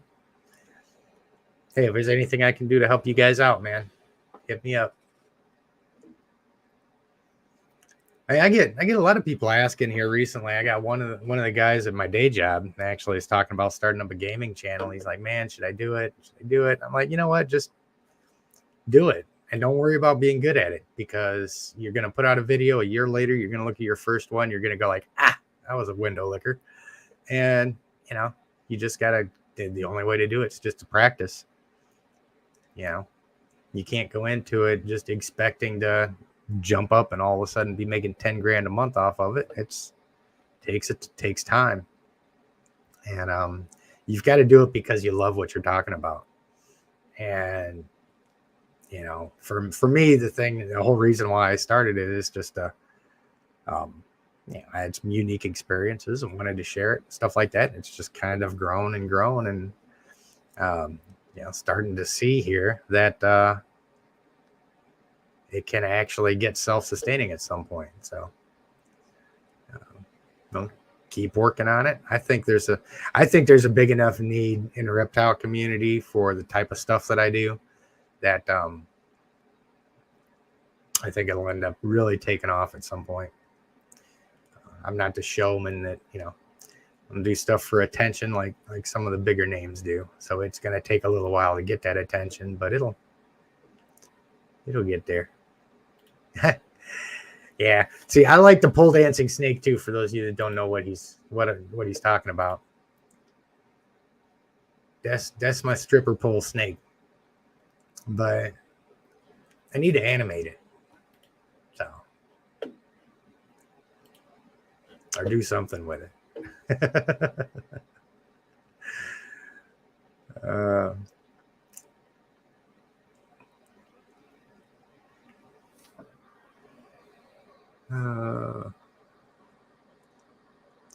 Okay, I'm trying to catch up with comments again.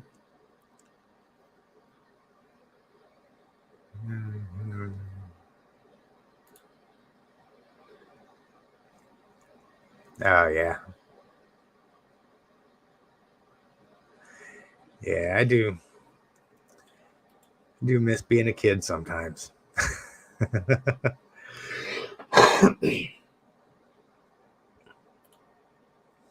Hey, Anna. Hello. I don't know if I caught you earlier or not.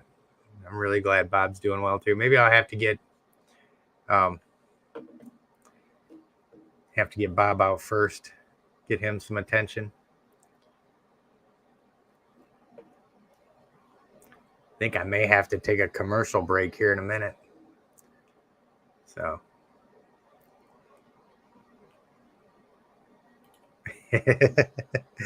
Yeah, Christina don't like being on camera, which makes me appreciate it that much more that she was my first live stream guest.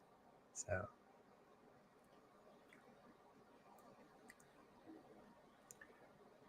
Oh, hey, I think I made it to the end. Woohoo. Sweet. Let's see how nice Bob's going to be tonight. I get him out first.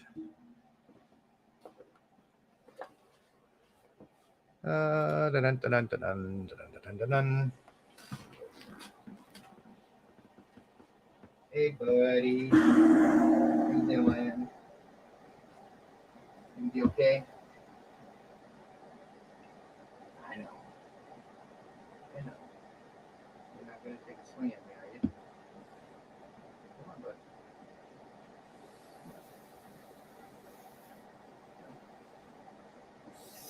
I know.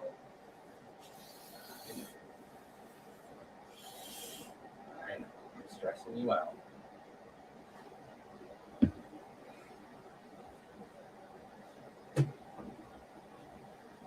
See, you're okay.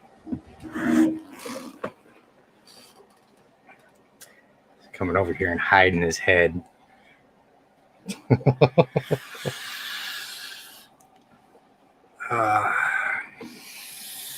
He's a little huffy tonight. They haven't been handling him a whole lot lately. I've been giving him a little bit of a break from all that. Plus, he just ate a few days ago, so I've been giving him his post-meal break. But the cool thing is, even as huffy as he is and still a little bit timid sometimes, I just went in there. I know you guys couldn't see it, but I just went in there, eased my hand out there underneath him, and he hissed a little bit. But didn't strike at me coming out. And now you can see what his disposition's like. Tongue just going 100 miles an hour. Like, it's about time you got me back out. Went through all of that. Put him through all of that heartache, getting him socialized and handling him all the time. But the cool thing is, too, is that, like I said, I'll go by his enclosure door sometimes, and he'll just sit there and flick his tongue at me like, okay, you showed me I can come out. Let's come out some more. Get right, bud. Crazy snake.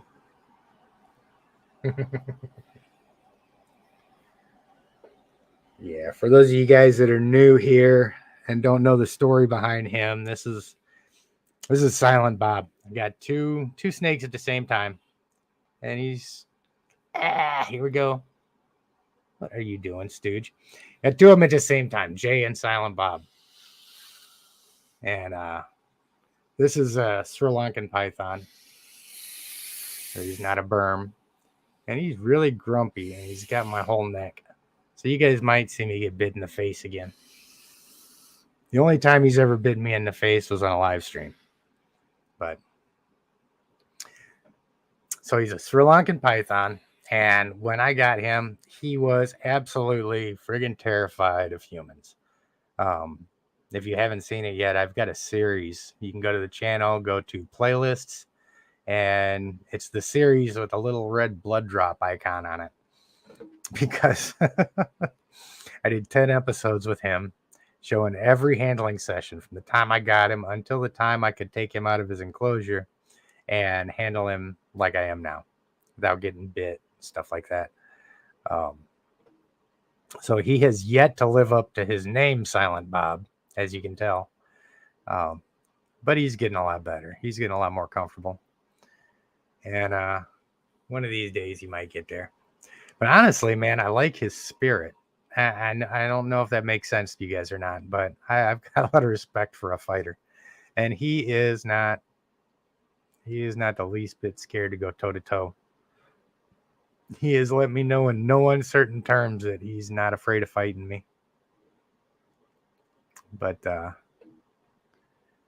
yeah, he's a bit of a celebrity in some small circles. Yeah, he's gotten used to the microphone. First time I had him out on a live stream, he was just, as a matter of fact, it was the same one where he bit me in the side of the face. But he used to be really afraid of the mic. And he's gotten over that, which is cool. That makes me pretty happy.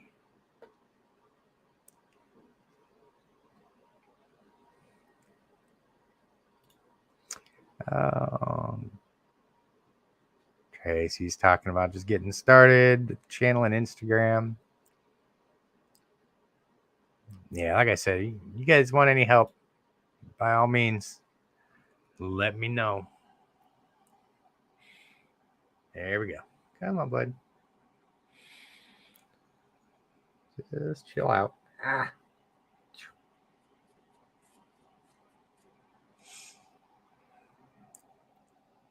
Here we go. Speaking of the microphone,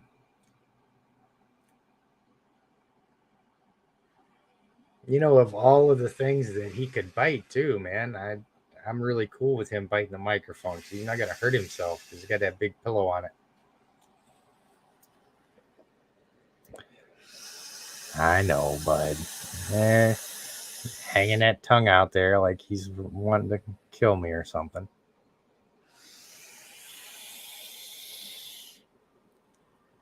Easy does it. You know you're good. He's going to sit here and huff and puff and act all tough. And here in a couple minutes, I'm going to start scratching the top of his head. Scratching him behind the ear that he doesn't have, just so that he can be on TV getting scratched behind your head while you're acting all tough. He's a good boy, though. He's doing really good. And like I said, eating on his own now.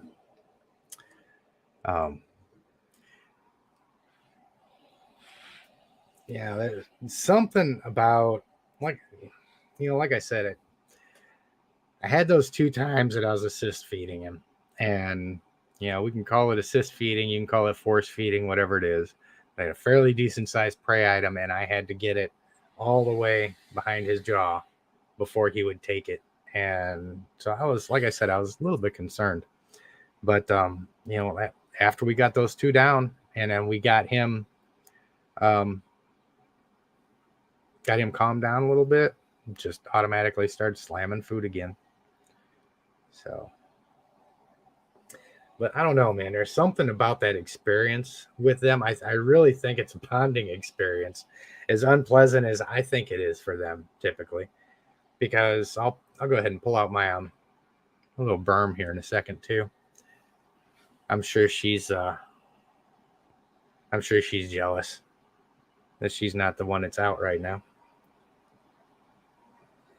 But yeah, I force fed her for 3 or 4 months, 2 or 3 months, whatever the case may be. Like I said, I'm bad with dates. But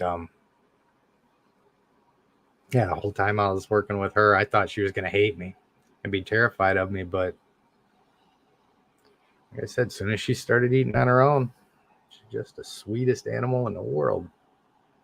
You do right, just like you. You're going to be sweet whether you want to or not. Yeah, see? Don't you let everybody see how tough you are when I start scratching you on the top of your head. Tough guy. Uh-huh. You guys can't see his face, but he's chilled out. I'm going to go ahead and put him back and get her out real quick. You want to go chill out? You want to say goodbye to everybody first?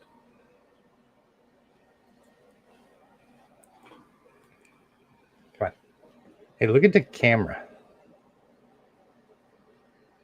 Oh, there we go. Get in there. Get in there. Come on, work with the autofocus. And you guys will see if he turns his head right. One of the distinguishing characteristics of Sri Lankans is they've got kind of a pinkish hue on the sides of their head there, and their head's a little stockier than a Burmese is. So look at that pretty boy.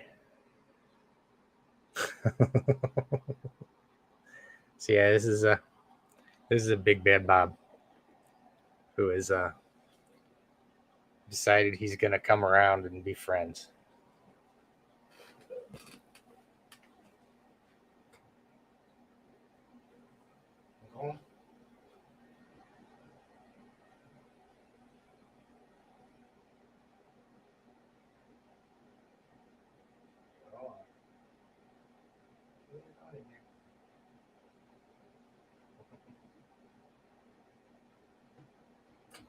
Yeah, I don't know if you can see it or not from back here, but this spoiled thing.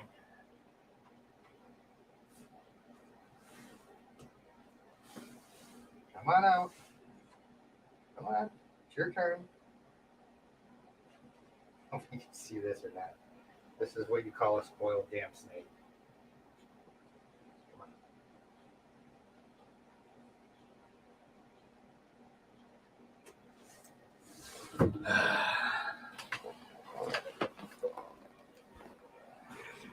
I don't know how much of that you guys saw, but she is just so spoiled. This girl is.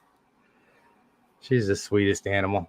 More often than not, when I open up the enclosure door, she just does like she did there. Just sticks her head right up and she's like, okay, let's hang out. But this is a Burmese python. It's still kind of fresh in your head. You can see. Hey, come on, work with me here. Come on. Work with me. But you'll see they've got, Burmese have got a narrower head. And, she doesn't have that same pink blush on there. She's a little bit more streamlined. Yeah. Come on, get up there. There she is. This is a pretty girl. She's going to be pretty big, too, when she gets all grown up. Oh, let's see how many of these things I missed while I was...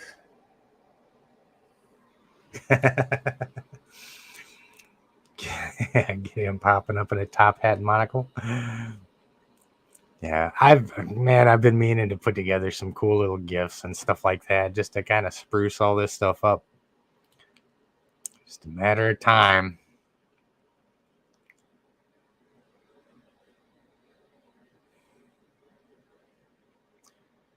Oh, where we at? I'm trying to get back and make sure I didn't miss too much. What are you doing?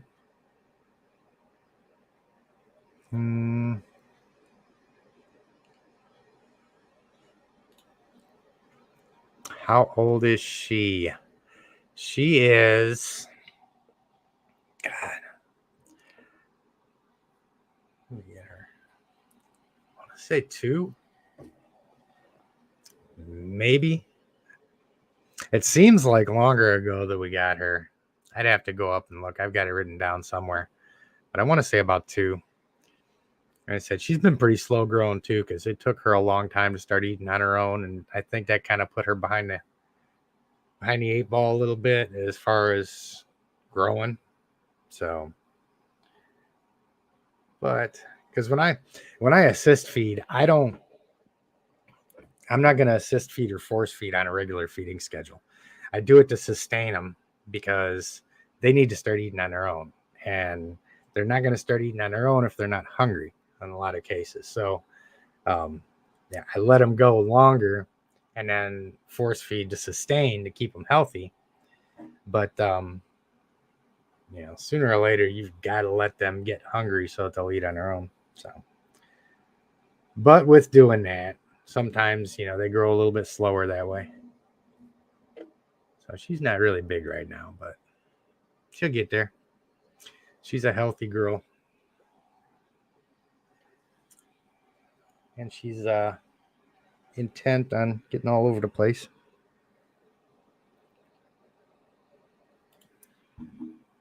Yeah, Christina, I'll talk to you later.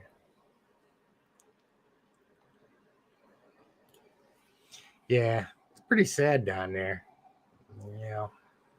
I understand having to get them out of there and stuff like that, but you can see, I really need to figure out a good video concept that really compares and contrasts, and gets a lot of attention from outside the reptile community about berms, because all people think about when they hear Burmese pythons is, people getting bit by them and wrestling them to the ground and collecting them all up and all that stuff. But this is what they're like when they're not terrified of you.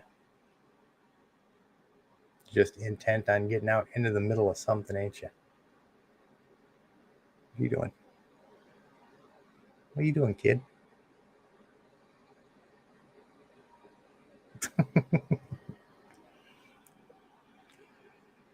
She's the sweetest girl ever. Where are we at? We just had Bob out a second ago. Bob was just out. He was the one that was out before her.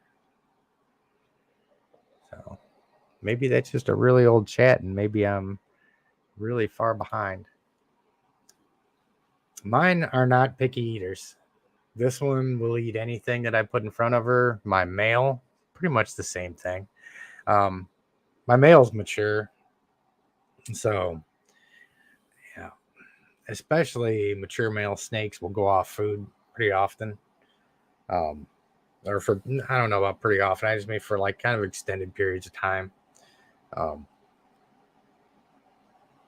My big male retic is really good for that. He'll, all right, Brian, have a good night. But, I don't know. They can be. It's a lot of this stuff, man. It all depends on the individual. Individuals, some of them will be picky. Some of them will eat anything. Some of them will stop eating for a while, and some never will. Yeah, it's just like with the handling thing. Should I leave my snake alone for a week after I get it home? I don't know. Depends on the snake. You open up the enclosure and take them out, and they do this, and they're just cruising around. They're not stressed out. Don't leave them alone. A lot of people say, don't feed them or anything like that for a week after you get them. Well, like I said, if they'll eat and they're cool with being handled, then you don't have to do all that. You let them settle in and stuff like that if you're having difficulty getting them to, getting them to relax or getting them to eat and stuff like that. Then you got to do other things. But I'm going to put her back. She's going to be really mad at me and running around. I want to get Chloe out. Where you at? Why'd you go back in your water? Little shit. There you go, sweetness. Come on. Get the rest of your butt in your cage.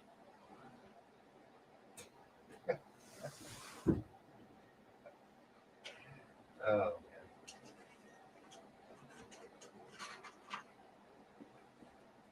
Come on, crazy.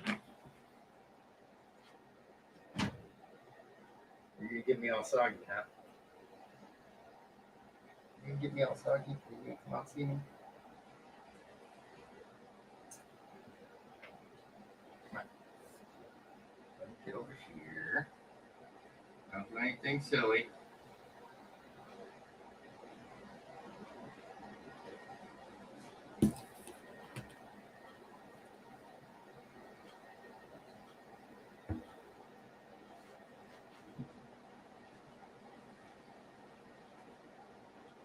Come on, craziness. You're not going to hose me down.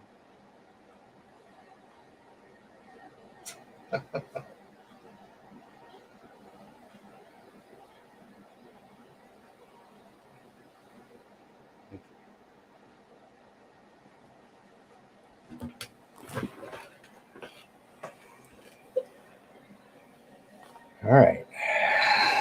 Little freezy pop. Well, she was sitting under a heat and she decided she wanted to go into her water. And every time she does that, she's like a little friggin' icicle.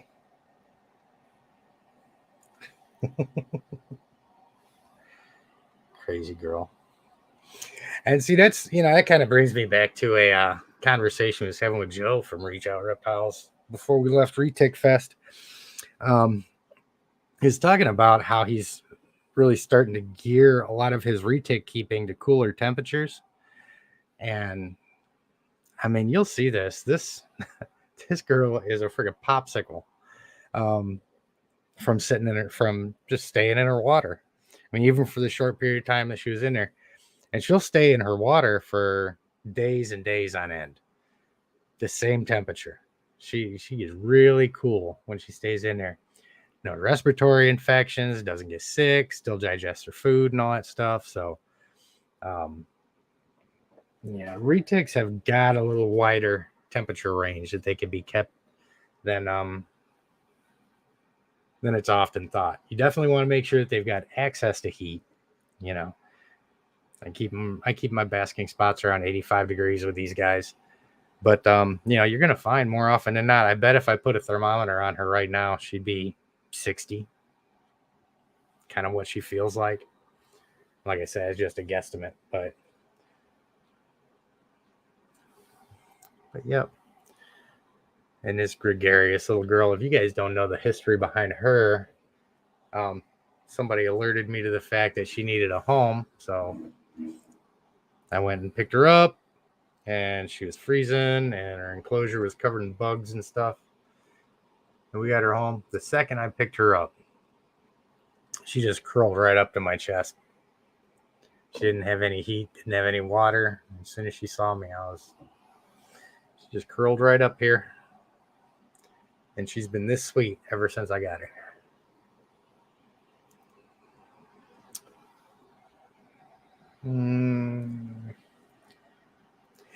But even all of that being said, even as sweet as she is, if you guys noticed, I still use my little snake hook, because you never know. She is still a retic, and she has been known to pop the glass when she thinks she's getting fed. So even as sweet as she is, you still got to watch her. What do you do with what do I do with the frozen mouse if my snake doesn't eat it? I offer it to another snake, or I give it to my Tegu or my Nile monitor. They will pretty much take care of anything that doesn't that doesn't get eaten, especially Niles. He'll eat friggin' anything. But the way I kind of avoid that is if I've got animals that I know are refusing, or if they're in a shed cycle somewhere and maybe may not, I just take out less feeders and offer them first. So, that way if they refuse, I can go ahead and just offer that to another animal. If they take it, then I can just go ahead and thaw out another one, give it to one of the animals that I know is eating. So that kind of helps too, to not waste prey items and stuff like that. So let's see. Hey, Courtney, how you doing? Boas or pythons more? Man. I love my reticulated pythons. That's got to be my favorite. Retics, my favorite breed of snake. Now, I didn't say that too loud because I've got Charlie, my boa imperator, in there, and he is the sweetest animal on the planet.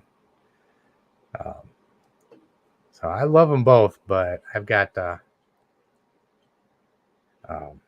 I got a nice special place in my heart for retics. These guys are awesome.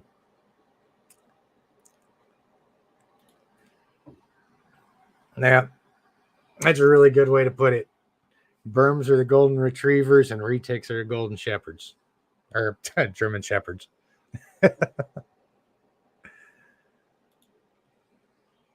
Oh yeah, yeah. These things will.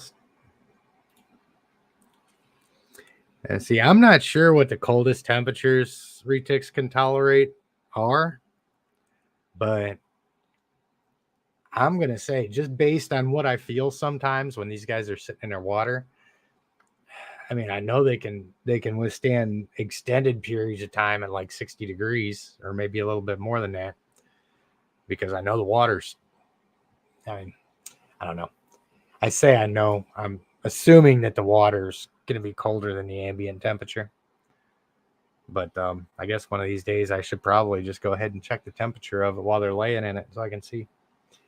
And if I didn't have my temperature gun downstairs, I'd just turn around and do it right now in that one. But I will do that.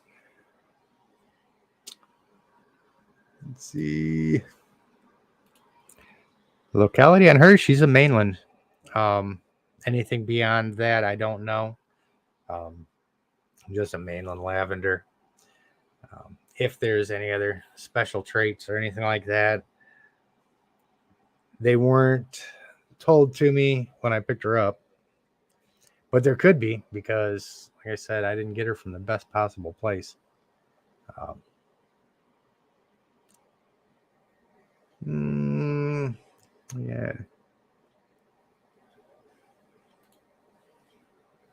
Yeah, sitting in their water can definitely mean that they've got mites. A lot of times they'll do that to try and drown them off. But you will see snakes that have mites go into their water a lot. But if they are in their water, it doesn't automatically mean that they have mites, because all of my snakes will get into their water sometimes. My hognose will. The only one it really doesn't is my Florida king snake. And my carpet python doesn't really spend much time in the water, but everybody else will.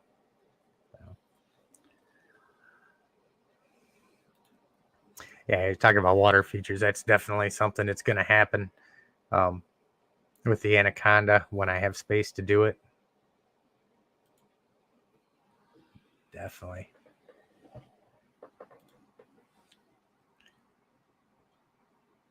Yeah. And see, I think Jeremy is talking about, having the hot and cold side. He's got one that's 90 all the way down to 68. And I mean, that's a good temperature variation for them, because they will use the cold side a lot. Stronger food response. The stronger food response, a Burma or retic? Well, retics have got strong food responses. That being said, 2 weeks ago, my Burmese python, my male downstairs, came about 6 feet out of the enclosure at me, chasing after a prey item. And all I saw was berm mouth in the air. And had I been a little bit slower, I would have had a Burmese python stuck to my chest. All of them can have really, really crazy food drives sometimes. Most of the time, my berm's really chill. The retics are a lot more on point when it comes to that. But yeah, again, it depends on the individual. I've seen retics that eat like a hog nose. They just kind of creep up on it and wrap their mouth and start sucking it down. And then I've seen other ones that they get so crazy, they bounce off of everything, and it takes 5-6 times to find the damn prey item. So, oh yeah, man. The bigger lizards love it when the ball pythons refuse to eat. Yeah, this girl is something else, man. She's got the sweetest disposition ever, and she's probably going to get pretty big. Like I said, she's a mainland. She does have a little bit of an issue on her head. I did have her in the bottom enclosure behind me, over there. I did have her in there, but the way the doors were, and as active as she is, she had enough space to get in between and would get her head stuck in there. So I had to get her out of that enclosure, and I put her into that bigger arboreal setup over there, and she's done so much better because she doesn't have anything to get stuck on, but she does have this little spot on it. Well, it's actually a big spot, a little scab that goes right across the top of her head. And she did have, she got a couple little spots on the bottom of her jaw where she kept pushing in between those panes. So that's one thing you got to watch for with retics, man, is they will, their energy level can go up. And when they're like little 2-year-olds, man. When they decide they want to do something, they're going to do it. And she decided she wanted to try and get out, ended up messing her head up a little bit. But again, it's one of those things that I got her into a different enclosure, got her squared away, a few sheds, maybe the next shed, you don't know, but a couple sheds. You won't even see it again. So, yep, more often than not, they lose her. And you'll even find some retics that, for like, when I first got my male down there, and he was about 12 feet long, he'd have a hot food response for like a week after he ate. It was just every time you'd see him, man, he's just on point. So.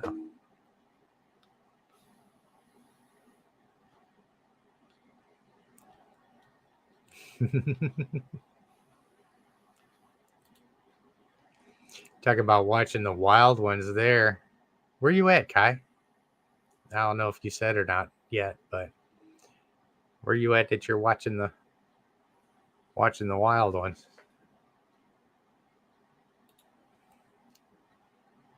Hey, how you doing? You finally caught a love stream. Well, I guess we can turn this into like a hippie podcast. That'd be cool.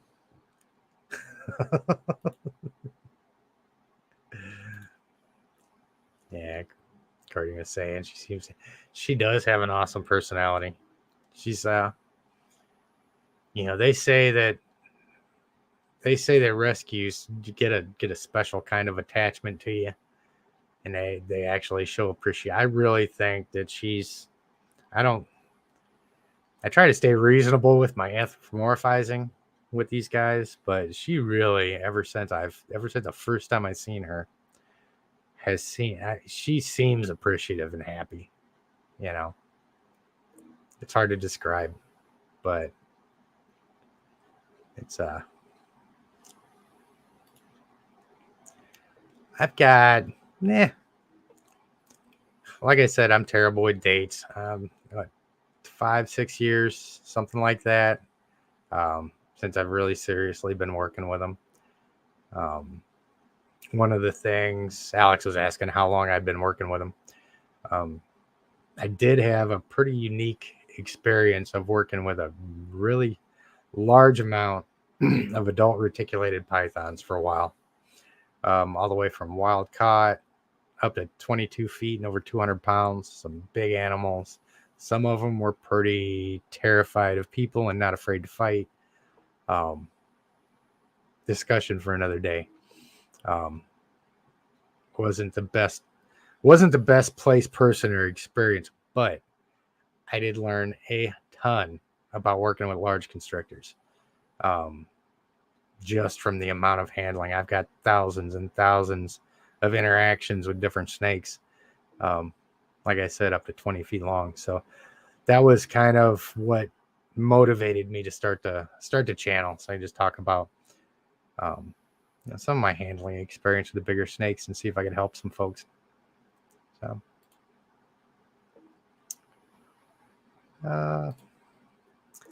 closest thing I've had to a corn snake is my Florida king snake. So they're pretty similar. I have seen some really cool corn snake. Like I said, I've got a lot of different species that I'd like to get. I've got to wait till we get moved, so I've got enough space. It's such a catch-22. You always want this and you want that, but I don't want to just file all of these guys away in drawers where they don't get any interaction and don't have the space. So I've had to put the kibosh on bringing any new animals in until I can either get into a bigger place or rework all of my enclosures so that I can at least get them into reasonably sized ones. So we'll get more as we go. Like I said, this summer has the potential to be really, really kind of life changing as far as what we've got to work with. So.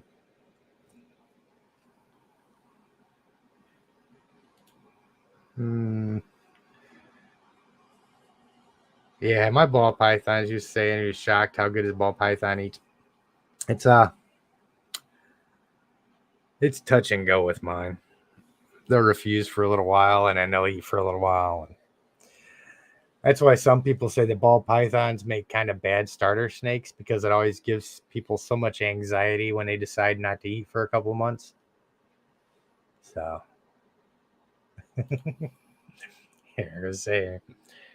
yeah, especially the males, man. The males are a trip. Male retics are fun.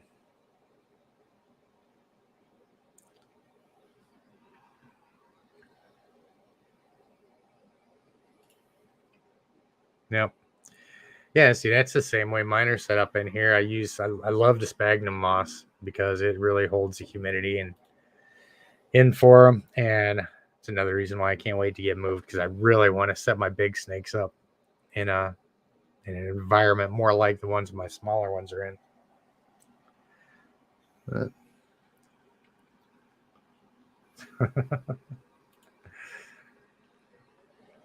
Yep. That's one thing about retics, man, is they will beat their own ass in a hurry. Sometimes they'll start pushing, trying, get all energetic. They want to get out of the enclosure and stuff like that. If the temperatures aren't comfortable for them and stuff like that, they'll push sometimes. If they're hungry, they'll push sometimes. So it's always touch and go with these guys, and it always kills me when just like her the other day. The first time she struck at the rat that I was giving her, she missed and bounced her face. It was sad, but it was kind of funny because she missed the rat, hit the glass, and she kind of stopped, and it looked, it's like she had an expression on her face, like, and she kind of cocked her mouth a little bit, like, oh, that was dumb. But yeah, she got it the second time. My matter of fact, the same day that my adult male berm came out of the enclosure on me, after he struck, he went down and he ended up with his mouth all the way open in the carpet that was down there, and took him forever to get his teeth out of there.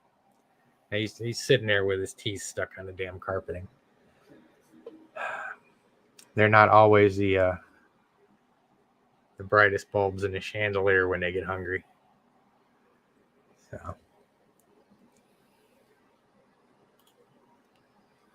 Oh, cool. Oh, yeah, no shortage of stuff out there for you guys.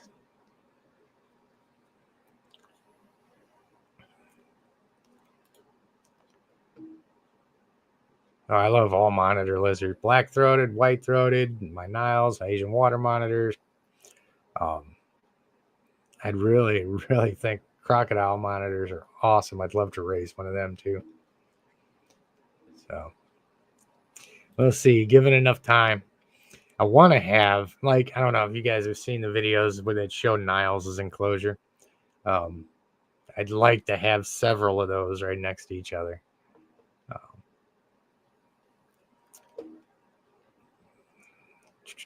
Let me see. Here I go, falling behind on the chats again.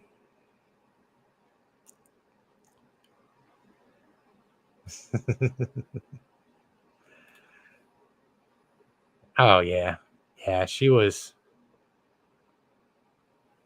awesome.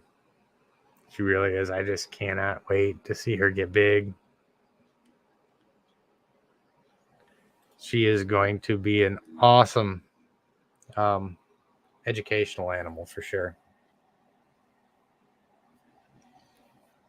Because about the time she gets, when she starts getting big, she is really going to be a stunning girl. She already is, but cannot wait.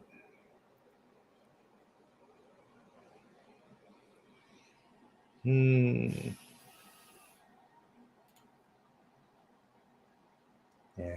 you can kind of see the little marks under her chin. Yeah, those two little scabs that she's got from sticking her head in between the doors. Goofball.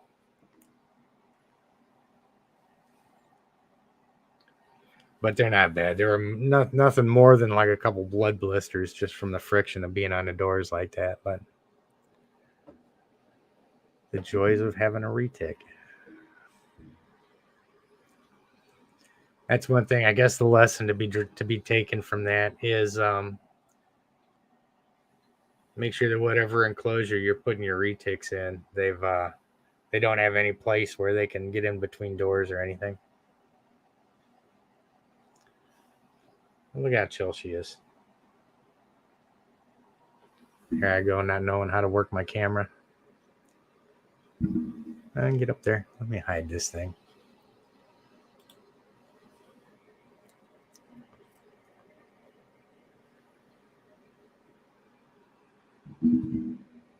Show you guys just how chill she is.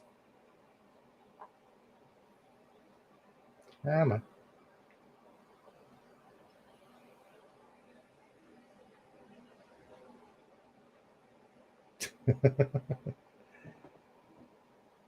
He is not the least bit head shy.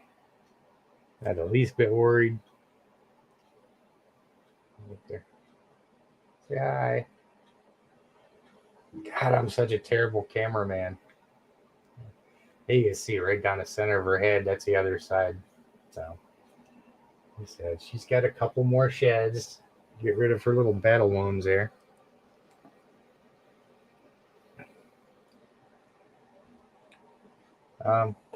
Now she's got a hold of my mouse hand. Hey. There I go, throwing a microphone over there. You guys probably didn't hear a word that I said. And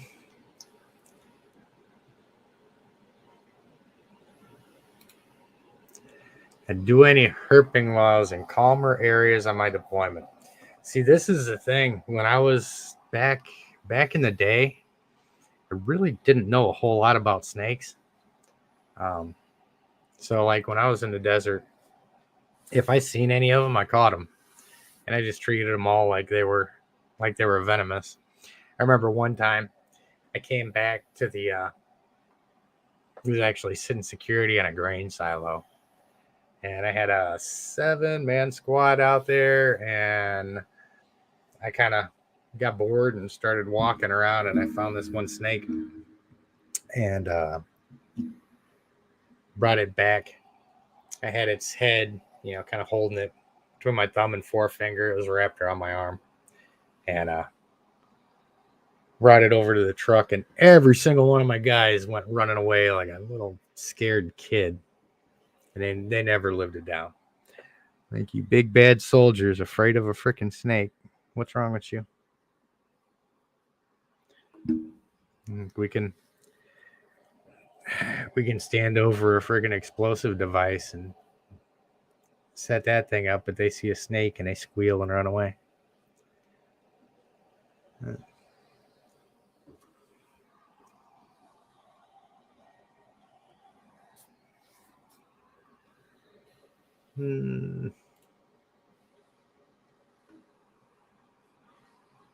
Oh yeah. Yeah, I mean, you can tell everything about this snake's demeanor just screams, I'm happy to be here. They say it's like my one quote that has made its rounds around the internet so far. I've seen a couple other people post it. Yeah. Anything that can feel fear can feel contentment. And that applies to snakes. They can feel afraid, they can be scared to death of you, and they can get over that, and they can feel content, and they can be happy to be out. Just like this little girl is. Yeah, right. I'm just happy to be out. Yeah, all this energy and stuff. There, just sit there for a second.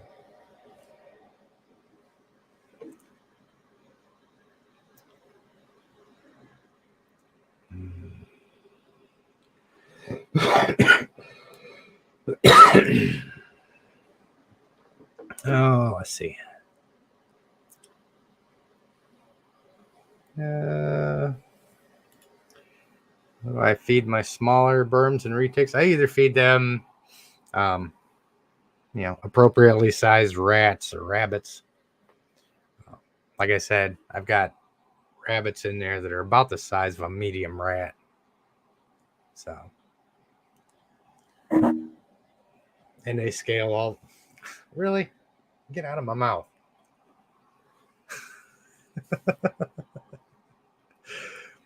She's really trying to monopolize my time and doesn't want to let me go so I can use a mouse.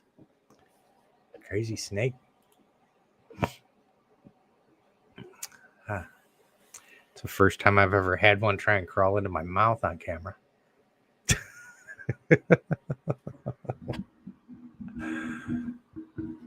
Crazy. Crazy animals.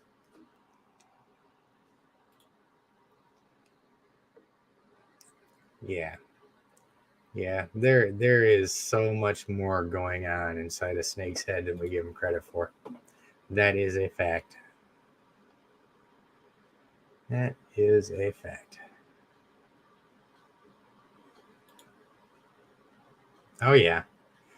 Yeah, definitely when I start looking to add Kevin or somebody in his orbit is where I'm going to get the animals from. I got a couple other friends that are tight with Kevin that breed as well, so it may be one of them, but it will definitely be from somebody who has properly started them, because I really want one easy monitor lizard. Niles has kept me on my toes. I want one puppy dog monitor lizard from the start that I can just be lazy and enjoy. So, yeah, she's a trip. Well, she either loves me or she's trying to figure out a way to get away from me.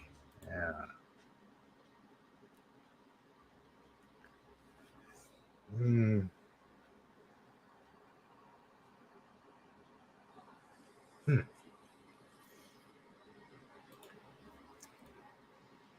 And prey items for adult, and yeah, it's the same thing.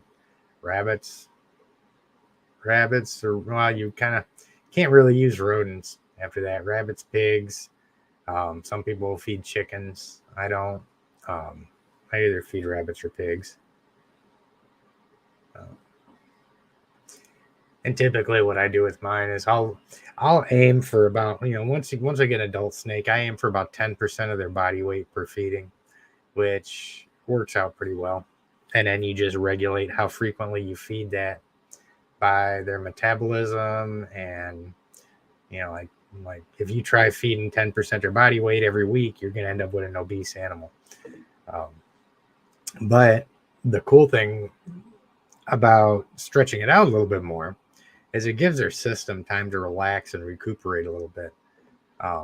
When a snake eats, their entire system, all their organs expand and stuff like that. It's a bit of a strain on their system. So it's cool to feed them, let them get that out of their system, and let their body kind of relax and recover for a little while. These things are designed to go a long period of time without eating. So that's kind of, with my adults, that's what I try and do, because I would much rather not overfeed and get them fat and have them die early, like some people we won't mention.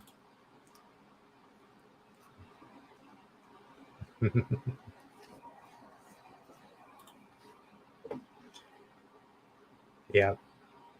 Yeah, I mean, a lot of people will say don't anthropomorphize your snakes and all that stuff, and project our emotions on them. But I don't know, man. It's just one of those things. When you spend enough time with animals, you get to know how they react to things.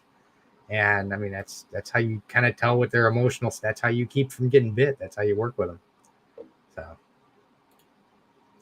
hey Jay, how you doing, buddy? Good to see you, man.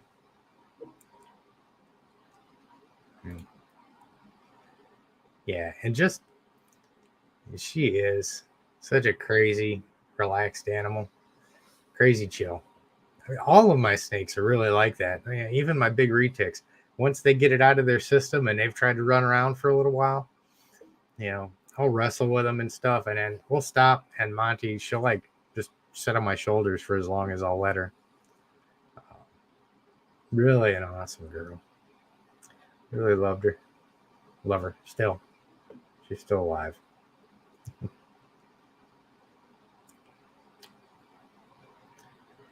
Let's see.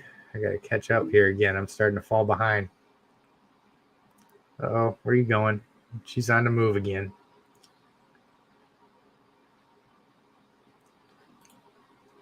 You don't have the balls to catch snakes. Well, see, dude, that's the thing. You're in Australia where everything will freaking kill you. So, yeah, I wouldn't. Nowadays, I wouldn't. I mean, not the way I used to, anyway. I was like I said, when I was back then, my balls were bigger than my brains by a long shot. There wasn't too much I wouldn't do. Nowadays, come on. Come on, girl.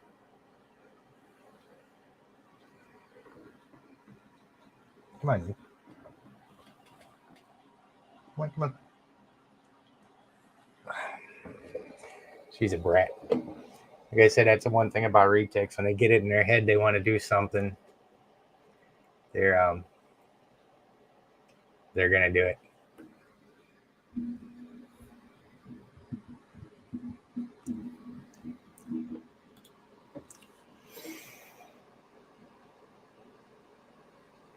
See, and this is, you're talking about, do animals love us and things like that, and talking about their trust being a form of that. Yeah, I really think in a lot of respects. I mean, once you build, this is the thing. I mean, I can see in almost all of my animals, they recognize me and they react differently when somebody that they don't recognize comes up. So they can differentiate between me and somebody else. So there's that individual relationship there. How much of that they process and comprehend and things like that, we can't know because we can't see inside of their head, but we can watch how they react with us and how they react with other people. And somebody like Chloe here, she acts the same way about everybody. She doesn't care. As long as you're a person and you're willing to hold her, she's good with you. Whereas I've got other snakes that aren't quite that way. And Niles definitely isn't that way. If he, I've just now kind of gotten him comfortable with me. What are you doing? If he sees anybody else, he gets kind of stressed out. So.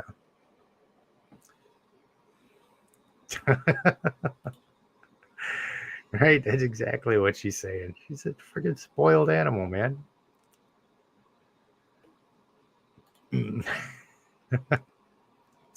I am really surprised when Monty, my Motley, an adult female back there, when she was this size all the way up until, oh man, I don't know. It took her a while to stop unloading on me every time I'd let her out.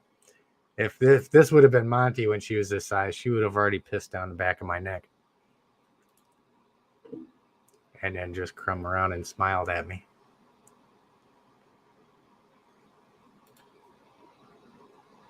Yeah, I would really like to get out there and spend some one-on-one time just handling with him and maybe putting out a video of something. It'd be really cool.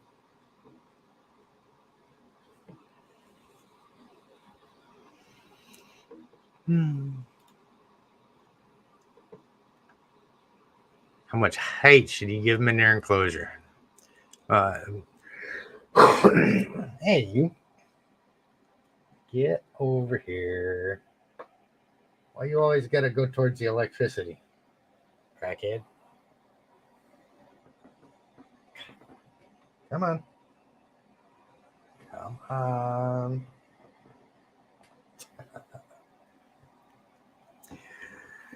Well, retics will climb as much as you let them. Ultimately, what I want to do with my mainlands is I want to have them in an enclosure that's at least 12 foot wide, by 4 foot deep, by 6 foot tall. I want to be able to walk in there with them. I want to have them to have plenty of room to climb and stuff like that. So that's my goal. Will they use all that climbing space? Probably, because both of my adults will climb up into trees and stuff like that still.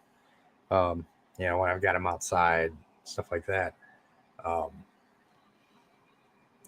Most of the time you'll see the enclosures about 18 to 24 inches high. Kind of depending on the size of them and stuff like that. But enclosure size is something that will be argued until the end of time. There's people who think you shouldn't own them at all if you can't give them an entire room in your house. And there's other people that think, keeping them in a little box and never interacting with them is the right way to go too. And every point of view in between. So I'm kind of in a position where I want to be able to build out and, long term have my big retic someplace where they can just get out and move around as much as they want to. Because right now, every time they start looking like they want to move, I take them out and handle them. That's how they get their, that's how they get their exercise. So.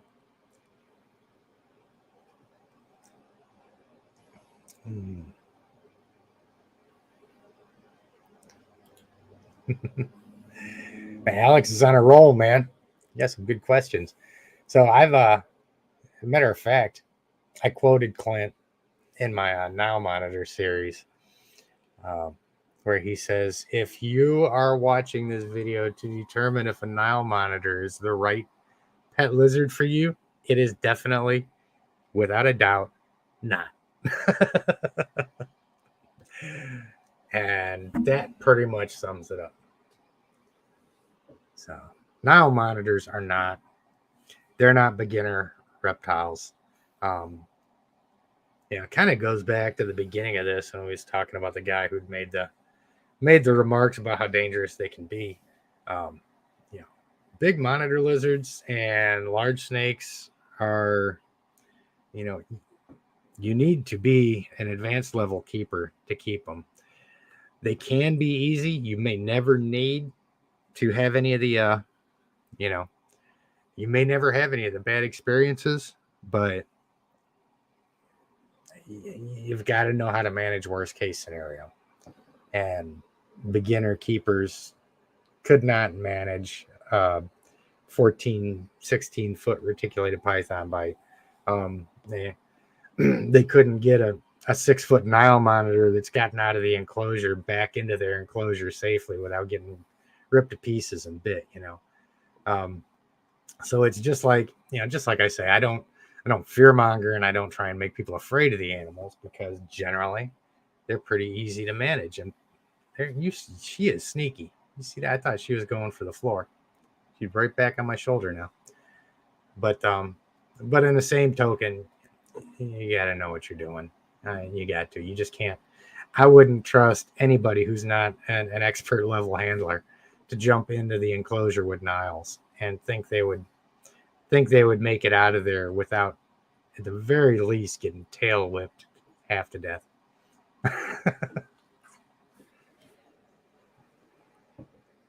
Really? That was awesome. We was just talking about that. Little shit. There you go. Get it all out of your system. Come on.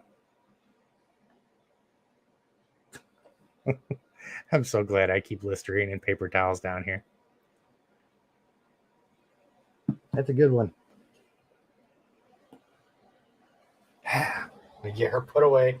I'm just going to change chairs for right now. Why did you do that? I was just bragging on you, too. You're so good. She's never pissed down my neck before. Feel better?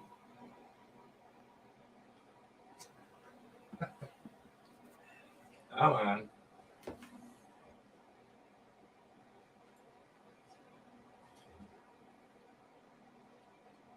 Yeah, beginner.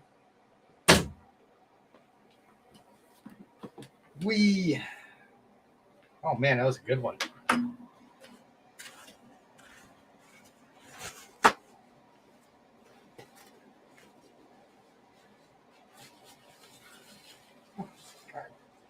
That's never gonna come out.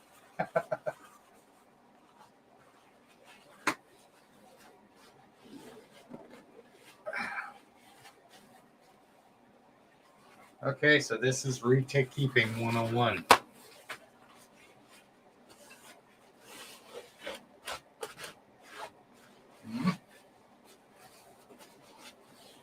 That was a good one.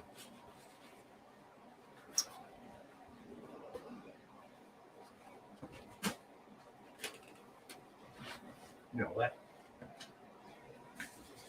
Another reason why a spray bottle of Listerine is always awesome.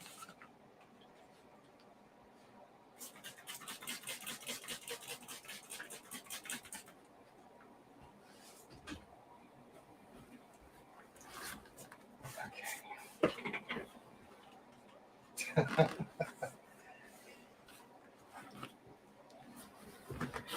Okay. So yeah, the extra chair helps out too. Just in case. Somebody out there jinxed me. For real. Like I said, that hasn't happened in years. And there's nothing you can do about it. Once you're sitting there and you hear that, it's all over but the crying. Let's see where I'm at. See if I can catch up with these things here. What's that?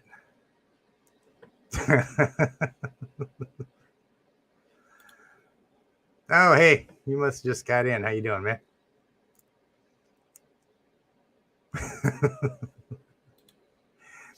I did, man. That's what I get for bragging about not getting pissed on.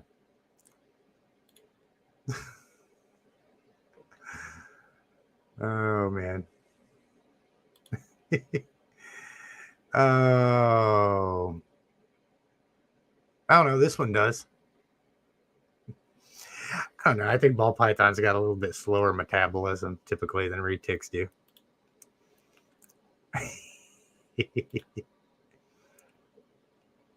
Yep.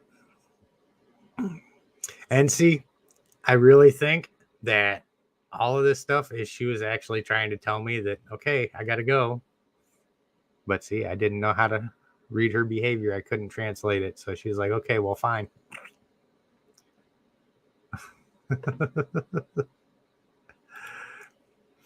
But see, that's the thing, though, Greg. My guys, that's the first time in literally years that I've been pissed on by a snake. So, well, at least a year that I can think of. Of course, we're not talking getting musked on by Bob over there. The first few times I handled him.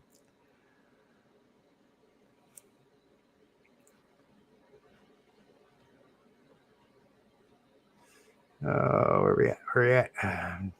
Catch up on these. Yeah, retics are the garden hoses of the reptile world. That is for damn sure. So.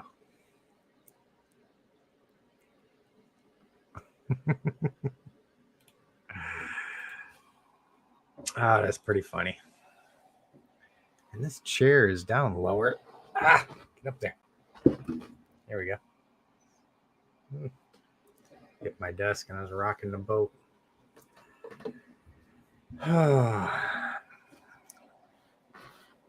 So I'm going to have to go change shirts here too in a minute. So.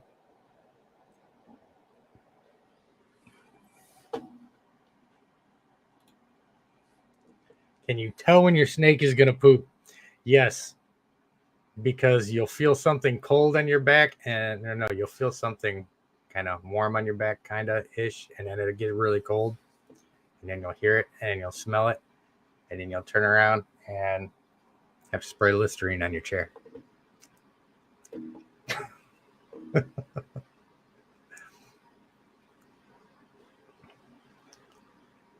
That's awesome. Hey, man, I think I made it all the way down to the bottom of the comments now. Whee! So let me think. There was one thing that I wanted to kind of pull on. I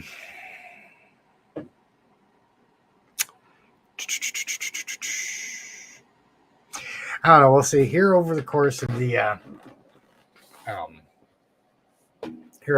next couple weeks, man, you guys should jump on and I'll throw some ideas up in Facebook and stuff like that.